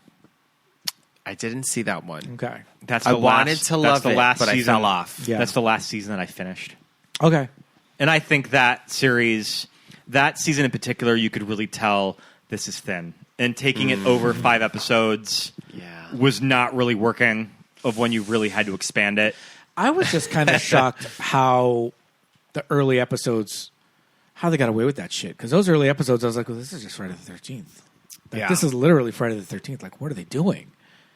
I was kind of shocked that they were able to even go that far with those. I think it was like episode 1 and 2, where it was really just like kind of a Pamela character, like at the camp and all that. So you're like, what the fuck? And that series had the murder house thing of that when you died at the camp, you stayed at the camp. I don't remember. I think. I, couldn't I tell think you. that was the idea. I couldn't even tell you. But it's so interesting how nowadays anything horror kind of related to this summer camp, outdoorsy, lake mountainous thing is just very much tied to these characters in these movies. We It's grew just up become going part to of a it. Crystal Lake when I was a kid. It was up in the mountains. He talks about that in 2009. Really? Crystal Lake could There's be a lot of anywhere. Crystal Lakes in America, and Yeah. I grew up around a Crystal Lake. And I remember just kind of going there as a kid, there being a weird spookiness to when you're going to Crystal Lake. Right. Of that, were you going to run into someone with a hockey mask and a machete when you were walking around the lake? Funny enough, for my birthday next summer, I want to get a bunch of friends to go with me to a lake. I want to do a lake thing. And I was inspired after I watched Sleepaway Camp. Yes. This past summer, I was like, you know what? A little lake getaway looks fun. Maybe I was just intrigued by the spooky factor like you're talking about. Yeah. Now, how did Sleepaway Camp get away with it? Because, I mean, I guess it was so early on. Well, and Sleepaway Camp also has children in it. Like Like, actual could you literal imagine children. making There a- are some controversial Could you imagine decisions in that making a movie Yeah. like this and just putting kids in it? They did. There are reasons. But they somehow got away with it. Yeah. Yeah. That movie has layers. Yeah. That's a whole other episode. Absolutely. Yeah, for sure. But, I mean, I feel like we didn't spend too much time talking about the first movie, but as far as the entire franchise in this box set of Yeah, 10, this was kind of 11, an episode looking at 11, 12 movies. the Friday movies in general. 6, 7, 8, 9, 10, 11. Yeah, there's including the remake and Freddy vs. Jason, there are 12. We could potentially do a full episode. I mean, there's enough crazy shit going on in Freddy vs. Jason to do a full episode on it. Oh, yeah. There definitely is. Yeah. But yeah, I mean, there's definitely like questions in there that I have about these characters, Jason in particular. But it's like we said, there's that thing of just like with this many movies and this many creative decisions being involved, of course, it's going to kind of go all over the place. But I think they did a pretty good job in the entire franchise of kind of keeping it together. Holding it in. Well, holding they it never on- did the thing that Halloween did, which was, well, what you really didn't know Yeah. was that these two were brother and sister, or Right, yeah. this was Jason's real mother. Yeah. The series never did that. No, He's yeah. got a tattoo on his wrist and that's a purse. Oh man, they did try to. I think they were trying to in the one where Tommy goes to like a halfway house for like delinquent children. I think that's New Beginning. That's the Corey Feldman character? No, yeah, that's the Corey Feldman character, but they age him up a lot. It's the guy from Return of the Living Dead in one of the movies. Is that the one where they bring back Jason with lightning Yeah. at the beginning of the movie? Oh yes, yeah. But yeah, I think as far as like horror and like classic horror, 80s slasher, Friday the 13th, 1980, the first one is like just super successful. Yeah. Right? It's just really like, you couldn't, strong. Like, if there were no other movies that were to follow this, I feel like people would still be talking about this movie, even if there Right. was no sequels to it. Yeah, for kicking off the decade with such a like good suspenseful horror entry, yeah. it would definitely still, I think, remain timeless, classic, and just like appreciated by not just horror fans, but just like movie fans. Oh yeah, for sure. Yeah, absolutely. Let's see. I want to see if there's any. But we talked about Crazy Ralph. We talked about Sandy the the waitress. We talked about Steve Christie, the owner. The cop. I love the scene with the cop in part one. Yeah. What does he say to them when the guy's like wearing his T-shirt as like a diaper? Running around in the Indian headdress, cultural appropriation. But I like that. But I do like that scene with the cop. But I love Jack's death. I heard Kevin Bacon talk about how that scene had to be shot in like one take, and it was like one of the most torturous filming experiences. He would for have him. to be like in the bottom of that bed with his head. Mm-hmm. Like, yeah, because like his whole cutout throat. the neck and shoulders and everything down is completely fabricated. It's just his head sticking up. Yeah. Yeah. I mean, had movies ever seen a death that graphic and gory? I don't Done that think successfully. so. Also, I was thinking we that need to too give when I a watched. shout out to Tom Savini, who did the makeup in this movie. Yeah. Yeah. Like So is industry great. icon. Annie, the girl that's walking into town at the very beginning? Is that Yeah. Annie? think Okay, so. I fucking love Annie, right? She's walking into this crazy... This town looks nuts, right? This is one of those towns... I mean, me coming from Southern California, Los Angeles in particular, I don't know nothing about small towns. One street, one stoplight, Same. small towns, right? So you see that in the movie, and she's walking through this town. You're like, what is this, right? And she's just like, hey, she's got her like crazy backpack with a sleeping bag and all that shit. And you're like, how the hell did this chick get all the way out here? Hitchhiking? Yeah. You know, whatever. I love this character. Jumps in this truck with what we find out is fucking Pamela. She just thinks that So, she's just yeah. getting picked up by this I'll nice get in lady. this truck, Yeah. whatever. Yeah. She jumps out of the truck, tumbles. When you see that actress light, they did not use a double No, for that. that is her. That is Robbie Morgan just Said, jump out. diving out of that car. Here's your cue. Yeah, well, just like And that your other, mark. just like that other broad, they're like, stand there and do not move. We are shooting an arrow. You know, Yeah. the safety protocols on this movie, OSHA was not involved, but her scene also with her getting her throat slashed. That shit is wild, right? It's because it's like fully just on camera, right in front of your face, but it's done really successfully. But the thing is, and we talk about this all the time, watching these movies on high definition TVs, you're like, Yeah. you can see where the makeup like, Oh, yeah. just The blends right foundation into wasn't their blended. right into their jawline, you know. But on the big screen, projected on film, probably didn't notice too much, and maybe on an old TV watching on VHS. That's why I don't like everything in HD now. I don't think everything has to be in HD. Let's not touch it. Like, let's just take it for the time capsule that it is and not clarify everything. Yeah. Because sometimes, our TVs, and I have our TV set to what I think is probably one of the truest settings. We have all the motion blur off, the judder, all that stuff is gone so that it doesn't have that soap opera feel, but still, these 4K TVs do still try to automatically upscale everything. And we were watching a Blu-ray, and I think our 4K player and TV are trying to upscale a Blu-ray to 4K. And so I think it's doing something with maybe the color grading or the lighting or something so that we can really see. I saw it on Kevin Bacon, and I saw it on... not Janine Taylor, on Robbie Morgan and Annie, that line of where the makeup ended and like the real skin started on there. Both of their necks were completely covered. But those were some really they're effects that you watch them and you're like, how the fuck did they do that? Really good stuff. And Tom Savini, like you said, he did all the stuff from Creepshow 2. Industry icon. All the... Day of the Dead, Dawn of the Dead, all the Of the Dead movies. The Romero ones, are those the Romero ones, or the other guy? The guys that the two guys that split off of Night of the Living or Day of, I think that he did the '78 Dawn of the Dead, directed by George A. Romero. Okay, yeah. So I mean, they got some horror icons to come in and craft these some really cool shit in here. So. Yeah, iconic.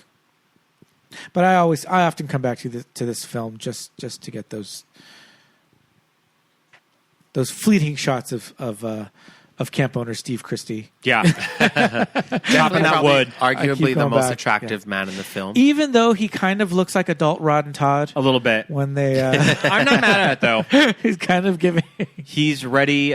He's ready for his $5 Miller Lite at the Eagle on Sunday. Absolutely.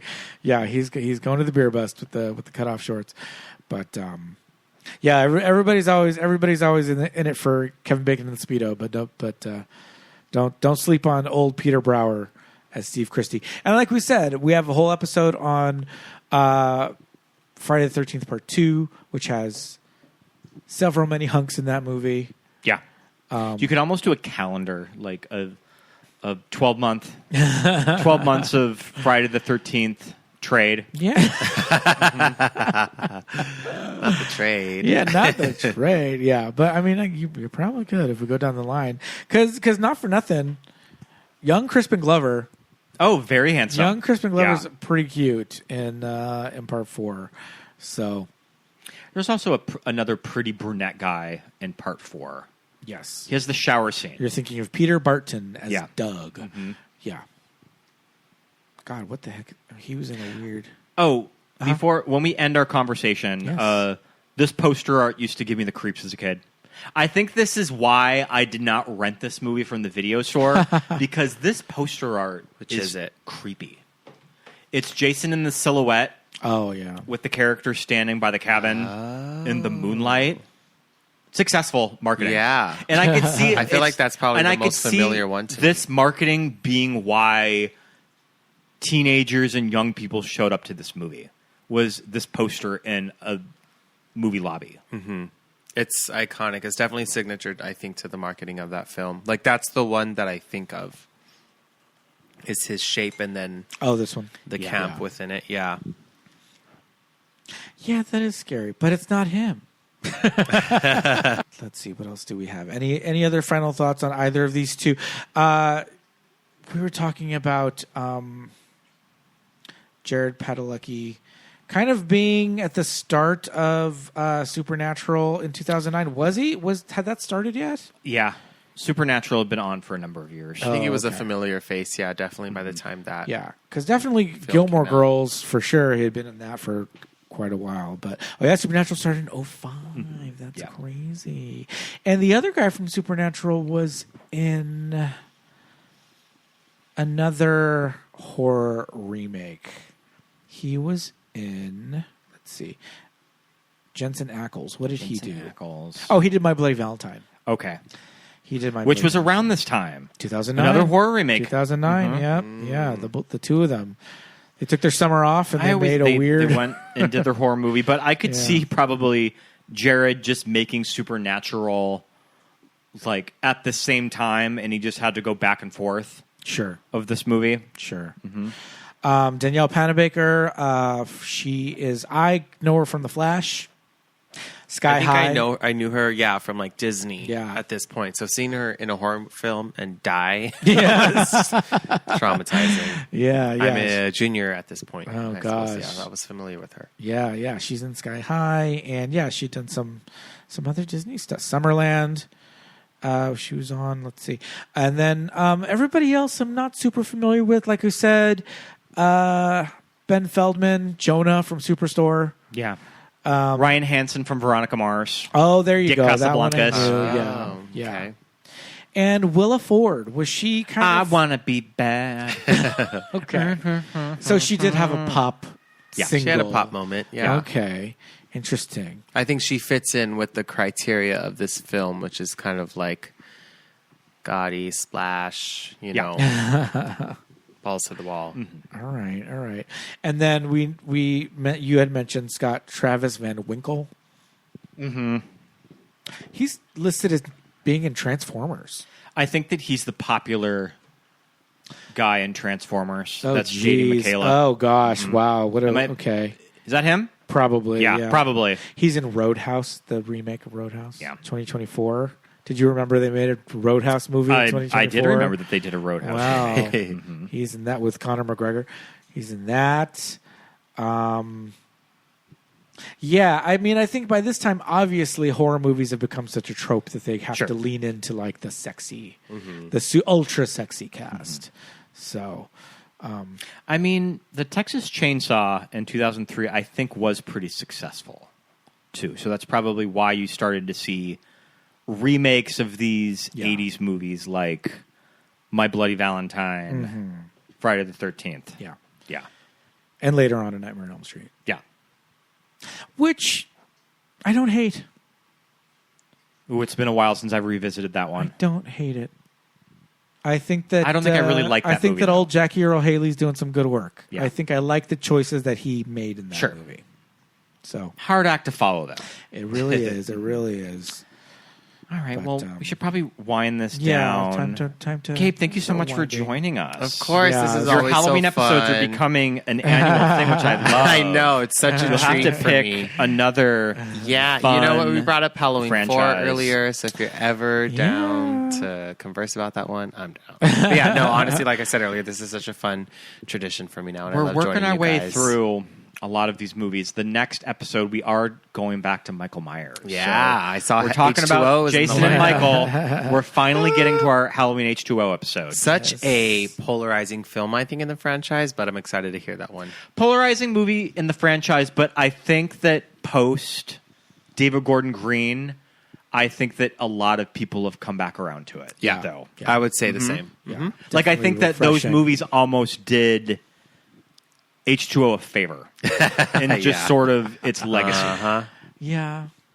We'll get into that next PTSD week. of it all. Yeah, Yes, absolutely. Can't wait to hear that. Absolutely. But you're always welcome to come on before. Oh, yes. The As Halloween always. My first season, episode so. was before Halloween season. We did Yeah. Selena. So Yep. I look forward to the next one. Yeah, Thank you. absolutely. Anytime. But listeners, don't go away. We'll be right back with more show. Welcome back, listeners. Very special thanks to Gabe. Yes, indeed. So much fun. Thank you for coming out, Gabe. Always lovely to do Halloween-themed, horror-themed episodes. But again, always welcome to do anything else. I mean, we're all South Pasadena residents. Yeah. This is my favorite time of year in this city. We're a little cutesy-bootsy I love neighbors. to do my walks around the neighborhood and see everybody out and about for Halloween, taking pictures in front of the Myers house. Yeah. I saw a child, Michael Myers, walking with his parents the other day. He had a giant kitchen knife and stumbling around wearing the mask, and it was the cutest thing I've seen all Halloween so far. Maybe, hopefully it was a fake kitchen knife like Britney's. Yeah. They're fake, y'all. They're not real. I wouldn't dance with real knives, y'all. At least I hope so. But yeah, no, it's definitely a fun time. Yes. Is it that time I think it is time for the weekly rewind? for the weekly rewind. Yay. All right, so we are fully caught up on Dancing with the Stars. Oh my God. Dancing with the Stars. What is your relationship with Dancing with the Stars? I have no relationship with Dancing with the Stars. I was going to say, this has always been one of those shows that has been on for years. I feel like the past few seasons, I've attempted to get into seasons because there's somebody that we really like on the season that you want to support. But I usually fall off after maybe 2 episodes. Yeah. Because here's the thing with these shows. They are a commitment. It feels like you are really sacrificing an hour and 40 minutes of your week to watch the show. These episodes are 2 hours long. And especially like when they start cutting people, the episode length doesn't tend to go down. Yeah. How do they do that? I don't know. I don't know. It's not like Fashion Photo Review where some episodes will be 15 minutes long, some episodes will be 7 minutes long. Right. Depending on how many queens there are left. No. Yeah. And like in past seasons, last season, season 33, Anna Delvey. Yeah. Tori Spelling. Eric Roberts? I saw a shot of Eric Roberts on this season. That's that why, he was in because the he was audience. on last season. Alona Mar, I really like. She was an Olympic rugby player.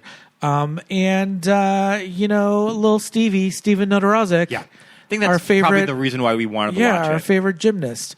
So, occasionally we'll watch it. But 4 stars, which is always questionable. I think they got some good ones this season. And I think that's why we're really hooked. This is where I'm going. This season, I mean... Who's in the cast? Pull it up. This season 30 of her. Now, is Dancing with the Stars one of those things that they have to do at least 2 a year? They have to, because this show has not been on for 34 years. Yeah. It's probably been on for over 20 years at this point. But we've got Corey Feldman. Yeah. Hilaria Baldwin. Hilarious. We're going to go back to her. Hilarious Baldwin. We're going to go back to her in a few moments. Jordan Childs, another Olympic gymnast. Dylan Efron. We love Dylan. Little Dylan. I mean, big breakout year following the Traitors. Yes. Danielle Fishel. Topanga of Boy Meets World. Elaine Hendricks. All in all, it's quite good. Not that bad. Not that bad. Not that bad. Fun, frisky use of color. Andy Richter and our personal favorite, Little Bob. We have been on Irwin. The little Robert Irwin train for, I want to say, for years. That we've known that he was super cute. Well, not too much, because he's only 21. Sure. At least over the age of 18. Yes. Yeah. I think that you started to see him on Instagram a little more. The thing is, we know Lil Bob is super handsome. He is he's a fucking star. Yeah. Right? Charismatic. But the thing is, this kid, even when he was a teenager, he's just so earnest. He's just so into this whole we were talking today, we're like, I mean, I guess he just is a nature conservationist. Yeah. He just does work. He works for the zoos in Australia. He's doing all this shit. He knows what he's talking about. But even as a teenager going on these talk shows, kind of continuing his dad's legacy, you're just like, wow, that fucking kid is amazing. And now as he's growing into, becoming a young man and all that stuff, we're like, and he's not too tough to look at. He is 21, and we do understand that. So we're just saying he's he's a little brother, but we do love Little Bob, Little Robert Irwin. And I'm just saying, give him the $10,000. I know there's no cash prize for this show. I feel like, it's just bragging rights, and maybe you get a nice trophy. You get the mirror ball. You get the mirror ball, Scott. I feel like both of us do not have any time for the Secret Lives of Mormon Wives contestants. Get out of here. We don't like someone that you can kind of tell, oh, you're like a good dancer. Like, you're a secret dancer. Like the main... chick from Mormon Wives, you can kind of tell, you're Whitney. You're somewhat professionally trained in dancing. Whitney Leavitt, Secret Lives of Mormon Wives, and Jen Affleck, Secret Lives of Mormon Wives. They can go jump in the lake. Yeah, we fast forward through all of their dances. Fast forward through those two, and then there is Alex Earl, social media personality. Bye. I don't care. Bye. Yeah.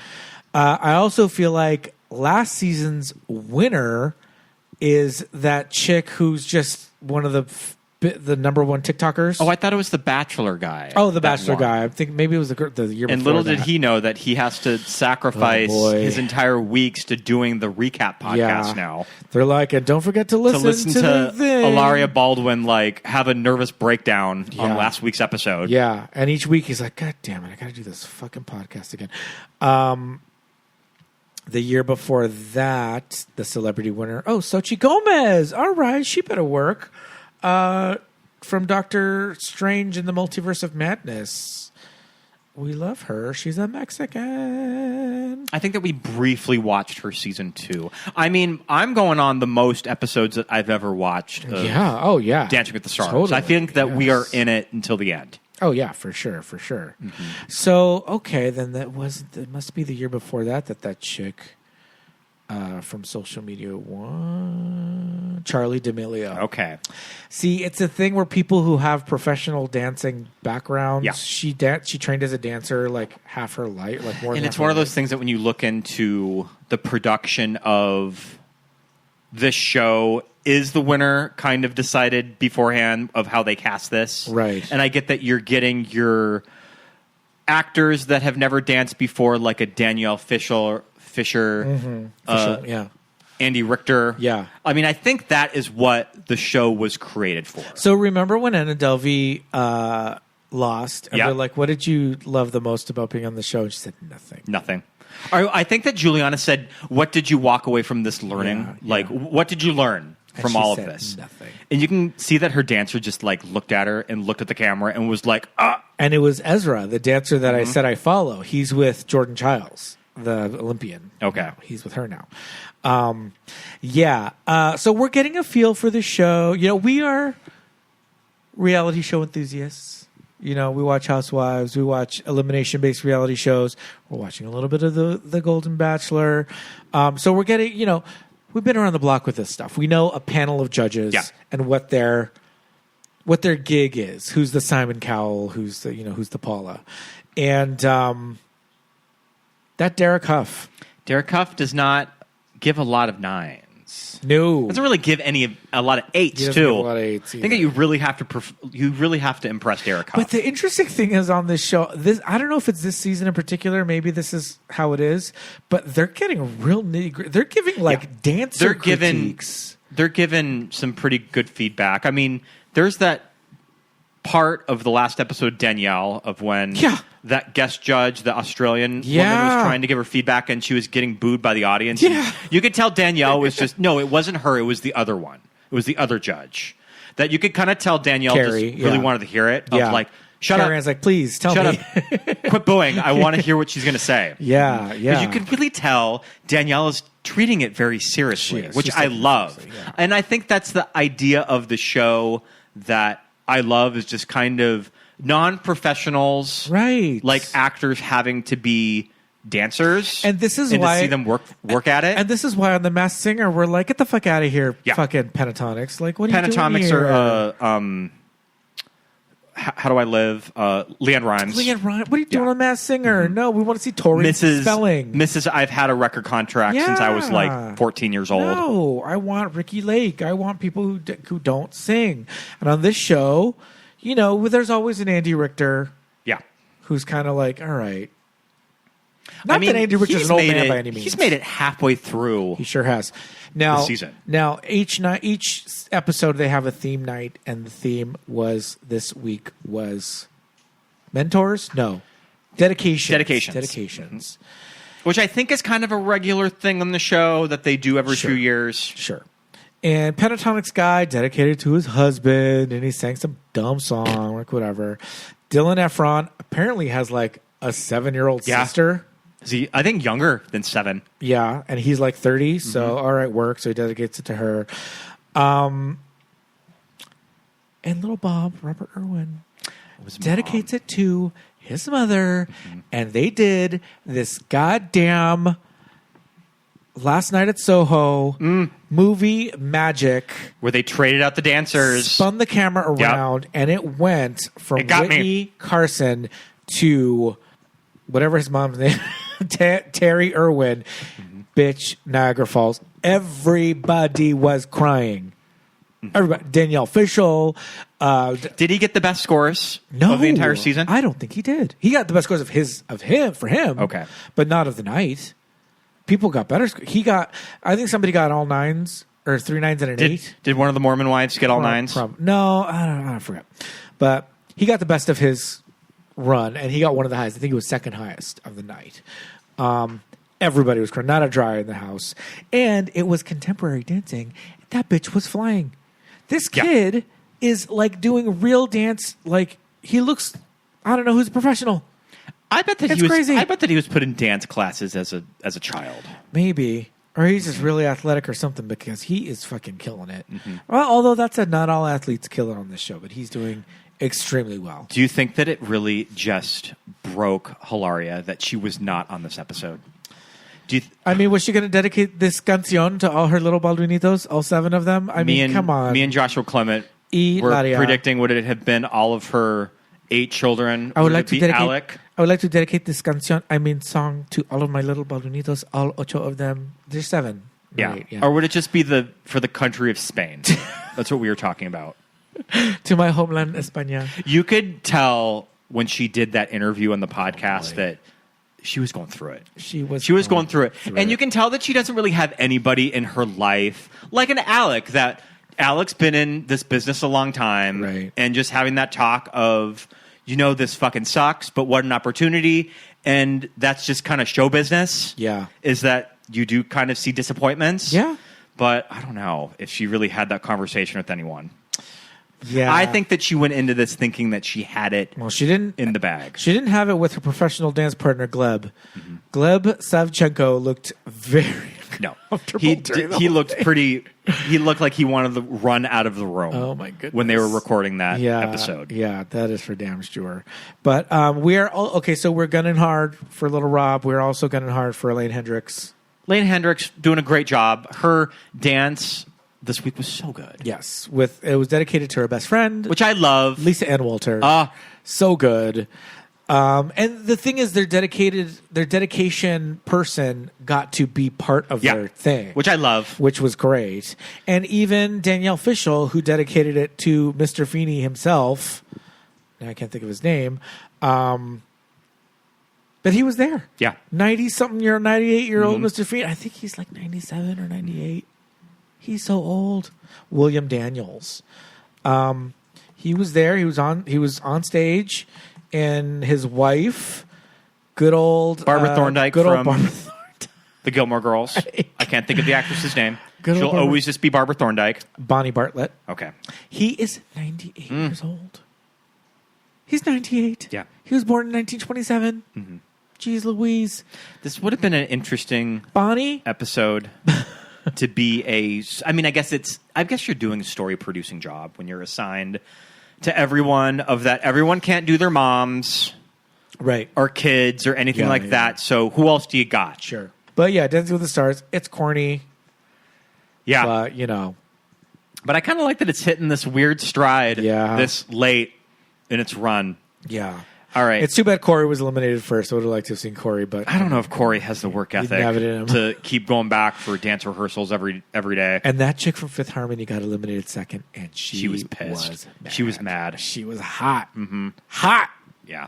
Hilaria was hot, but she was pulling it off as sad. Right. But she was pissed. Mm-hmm. All right. What else? All right. So we saw some movies in the theater. We saw an IMAX 3D of Tron Ares sitting the fourth row of the San Anita Mall IMAX screen.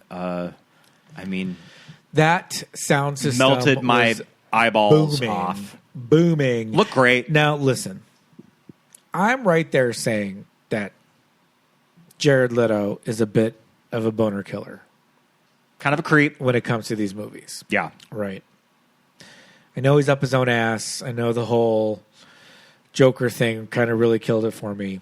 I have a whole theory that he's secretly affordable, and that's why you see him in all of these movies. I think he has a producing credit on this movie. He does. He sure does. He has a producing credit. But I have to say, I did not mind him in this movie. I didn't mind him until the very last scene. Right. When I was like, all right, get the fuck off Where the screen. he looked like Jared Leto. Get the fuck off the screen, Because Jared Leto. most of the movie, he was very stylized as this character, Ares, with the slicked back hair, you know, giving Jamie Lee Curtis in True Lies. But the very last scene, he's just got the flowing, like, AI Jesus look. And you're like, shut Gets up, on his motorcycle shut and rides up. off into the distance. Yeah, Eye roll. but that was it. It was one Yeah. scene. It was the very end. It was a quick shot. But the rest of the movie, I really liked. I thought there was I think really great stuff. people are with- coming really hard for this movie, Yes. and I get that it is not perfect. Right. But I do think it's an experience to see on the big screen Absolutely. in IMAX. It It was was really cool. so cool. to see the aspect ratio change from I the love that. IMAX, I love like from the IMAX to kind of a more Standard, like, yeah. standard version. I liked it. I don't really have strong feelings about Tron in general. Right. I don't really care for Tron Legacy, and I think it's a better movie than It Tron is a better Legacy. movie than Tron Legacy. It is. It's interesting when looking at this movie and just kind of the big discussion of AI.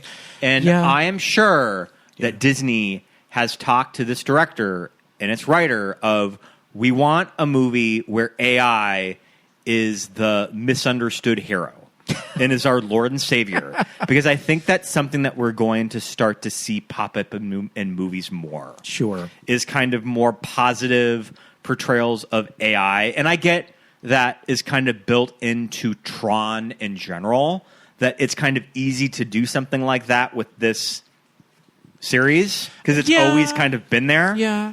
I mean, I have thoughts on the whole kind of Tron franchise and what they kind of did with that script in 1982 with the general public's limited knowledge of what a computer could do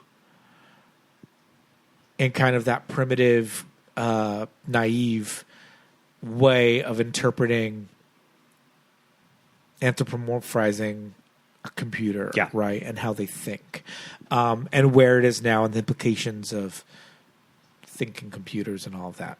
And I agree. I come from the standpoint that AI art is an oxymoron, and you know, there's no place for artificial intelligence in art, especially. Right? AI should be making our lives faster. So that we can pursue other endeavors, like creating our own art, not creating art so that we can pursue other endeavors like work. You know, fuck that. That's stupid. So, but that being said, in the Tron media franchise, I think this was a strong entry. I think it was really fun. This director directed Maleficent, Mistress of Evil. Yeah, he's kind of a go-to Disney standby. I can't remember what the movie was that got him some attention. It was probably about 10 years ago. Kon-Tiki. Yeah. That was kind of a breakout hit that got him all of these jobs. Yeah. Best foreign language film at the Academy Awards. Sure. In 2013 for the Okay. movies of 2012. Yeah. He won Best Foreign Language. Kon-Tiki is from Denmark. Norway. Yeah. I mean, Greta Lee could have been anybody. Jodie Turner-Smith, great. Gillian Anderson, great. Yeah. Arturo Castro from Broad City, funny. You know, I enjoyed it. Jared Leto was fine. I did not hate him. And Thought you know, the chase scenes were really successful. so good. Such Like you could the just action watch stuff. the chase scenes isolated and it would be successful. The actions And you are don't fun. actually need the entire story. The chase scenes is something that would be a really good, like, just have it on at Best Buy to show what this TV can do. You know, just have it on so we could see what this sound bar sounds like. Just put on Tron Ares, it's like 10 minutes of it, you know, that kind of shit. Just to see what that Nine Inch Nails Yes. score sounds like. Yeah. Yes. What do you think? So- Who's Trent Reznor? Yeah, What do you think Trent Reznor would say back in the 90s if somebody told him that a future version of yourself is going to be scoring a Disney movie? Bitch. Probably throw his drink at He'll you. say head like a what? But, you know, I didn't hate it. I think it was, as far as the Tron movie go. And, you know, The original Tron is on Disney Plus. I say go watch it. Give it a chance. I need to properly sit down and watch. It's cuckoo, Tron. but it's cuckoo in a fun way. So yeah, we watch out. What else have we been watching lately? So you were at work the other night, and I went to Roofman with Channing Tatum and Kirsten Dunst. Yes. I thought it was very charming. I would totally go see it with you again in the theater. I think it's interesting how this movie is one of the best romances I've seen in the past 15 years. Love that. I am familiar with this director. He did Blue Valentine, Derek, See in France. I kind of knew from that trailer that we had seen 50 times that it was sort of hiding a big emotional element to the story. Yeah. And then we got to probably the last 20 minutes, and I'm like, oh, yeah, there it is. Like, there's kind of the big sucker punch that this director is most known for. Okay. Listeners, check it out. I thought it was really good. Fascinating story. I ended up looking up some news articles that the guy that it's based on. The Roofman. The Roofman. Very interesting story. We had a big celebrity death this week. Diane Keaton passed away. We sure did. We love Diane Keaton on the podcast. I definitely wanted to do a little tribute to Diane Keaton this week on the show. So I revisited Something's Gotta Give from 2003, a movie that I had not seen in over 20 years. And this movie is an interesting rewatch because it is secretly insane when you dissect everything that is going on in that movie. Yeah. It is probably an hour and 40 minutes worth of content, and it is stretched into 2 hours and 15 minutes. Yeah, why are those movies so Why long? is this movie so long? But yeah, it's a interesting rewatch. I think always she's thought really good in it, though. When that movie was being kind of advertised, this movie's coming out, I would watch, Extra or whatever. And I was just like, so they're taking the name of the unfinished Marilyn Monroe movie that they were shooting when she died, and they're going with that title? I think it's also a song title. Because that was the name of the movie that she was making. Those scenes in the pool? Yeah. Yeah. That's called Something's Something's Gotta Give. Isn't it? Is it Clark Gable? I don't remember. But I just was like, well, that's a choice. That's a very, I don't know. I just thought that was a very interesting, all right. Couldn't just leave it alone, could you?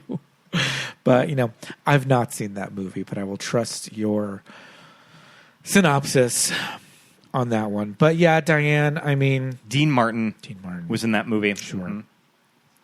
This year, I think we watched both Father of the Bride movies just as a rewatch. We did both of them. And I think this holiday season's annual rewatch of Family Stone is probably going to slap us in the face. It's going to be a little more potent, especially with probably going to slap us how right that movie across the ends. face when we I'm going to be a mess when we get in to the that. last scene. So we'll keep you posted. But yeah, but I would say solid Diane Keaton performance. Yeah, for sure. Something's got to give.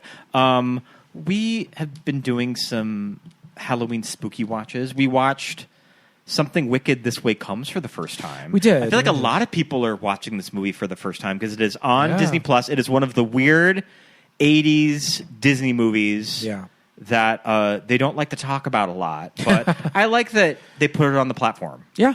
Yeah, it's nice that it's there And people are discovering it. We always talk about it. It costs Disney nothing. Just put it on Disney Plus.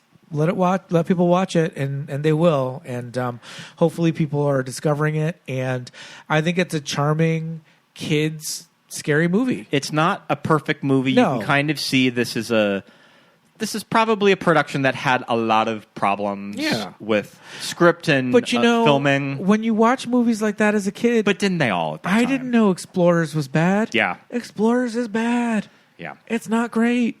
But I was a kid, and it's got little boys. Scenes will slap you across the face that these are the two boys. A year later, and they have gone through puberty. We were just and they look very different. Wig. But we watched that with our good friend Marlene, who has been a guest on the show. Yes, I miss when children's movies could go that hard, too. It's something that you never see anymore. Yeah. So, yeah. Totally. I have been watching some older movies. I'm trying to watch movies that I have never seen before. So I did a double feature the other night when you were at work of I Was a Teenage Werewolf and Frankenstein.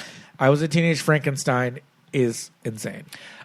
I think that I Was a Teenage Werewolf is the more successful movie because it actually feels like a movie. It actually feels like a traditional studio movie from the 50s, and it's something that you don't really get from its sequel. I Was a Teenage Frankenstein plays more like a Z movie. Yeah. Plays more like an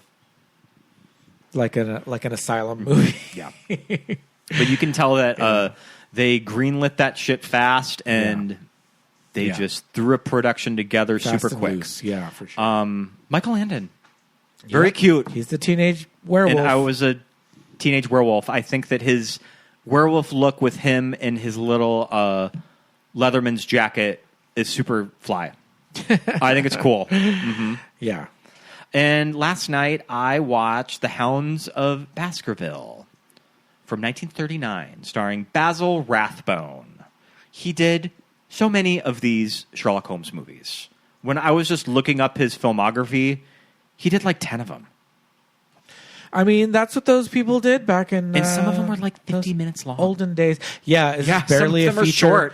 This is barely a feature-length movie. It's a short film about Sherlock Holmes. But I thought it was really fun. It is on Tubi to watch. It is like 80 minutes long. And from what I understand, it's kind of the favorite of all of his Sherlock Holmes movies. All right. It's very well made, too. The more scenes are super spooky. Yeah. I don't know how they got that smoke effect in those Fox sound stages, but it looks pretty good. Cool. And Basil Rathbone, quite the profile. Yeah. I did a little Google search that I was thinking, I bet this guy lived in a really cool Hollywood house. And then I looked it up, and I got pictures of his Bel Air estate, and it just looks like an English manor in Los Angeles. Nice. So do a little Google search on that. All right. So I think that does it for the Weekly Rewind. Very cool. We watched some good stuff this this week. We did see some fun stuff. That was awesome. Well, I think that just means that right now it is time for... Patreon shout-outs?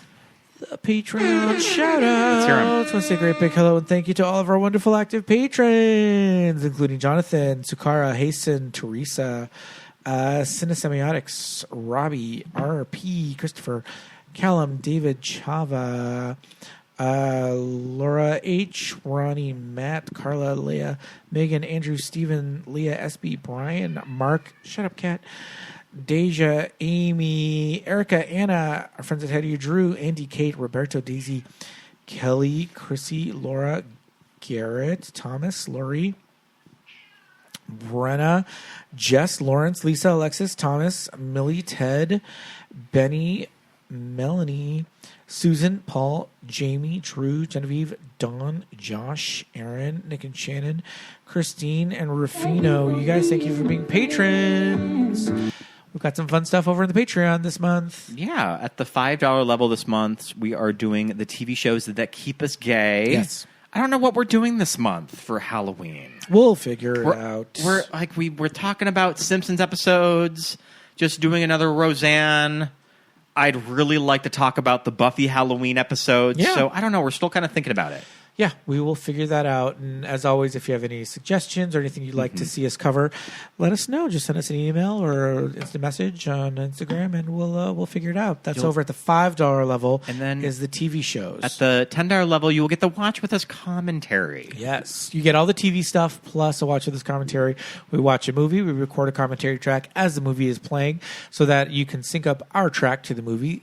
So you can have the movie playing on your laptop and the commentary playing on your phone. It syncs up, and you're watching the movie right there with us in the room. Or you can just listen to it. Also just works as its own episode. As a normal episode. It's really fun. But head over to patreon.com/movies that made us gay for more information and keep the conversation going there. We'd also love it if you would subscribe to the show on whatever podcast platform that you listen, and give us a rating. Yeah. If you have an iPhone or an iPad, you have Apple Podcast pre-installed on your device. Just look up the podcast application and then search for Movies That Made Us Gay. You can also do the same thing on Spotify, But Spotify's being weird lately with some of the ads that they're running. So Oh, know I a lot saw. of people I are saw dropping why. their Spotify. I saw why Millie canceled her Spotify. A lot of people are canceling subscription. Spotify because they're placing some ads for some bullshit. Oh yeah, fuck that. So go ahead and listen to us on Apple Music, on Apple Podcasts, the way that we listen to most of our podcasts. And we're also ad free, so you won't be seeing any ads for some shitty government organizations there. So that's what the Patreon's for, keeping it ad free for everybody. But yeah, write us a review, give us 5 stars, and if you write us a review on any of those platforms, we will read a review on an upcoming episode. And follow our socials. We are most active on Instagram. We are at Movies That Made Us Gay. You can go ahead and follow our personal accounts. I'm Scott Youngballer on Instagram, and follow my letterbox. Yes, indeed. I am at Peter Lasagna on Instagram. And yeah, you can follow Scott's letterbox for the most recent things that we have been watching. So give us a follow. And yeah, thanks for listening once again. We'll see you next week. Bye. Bye.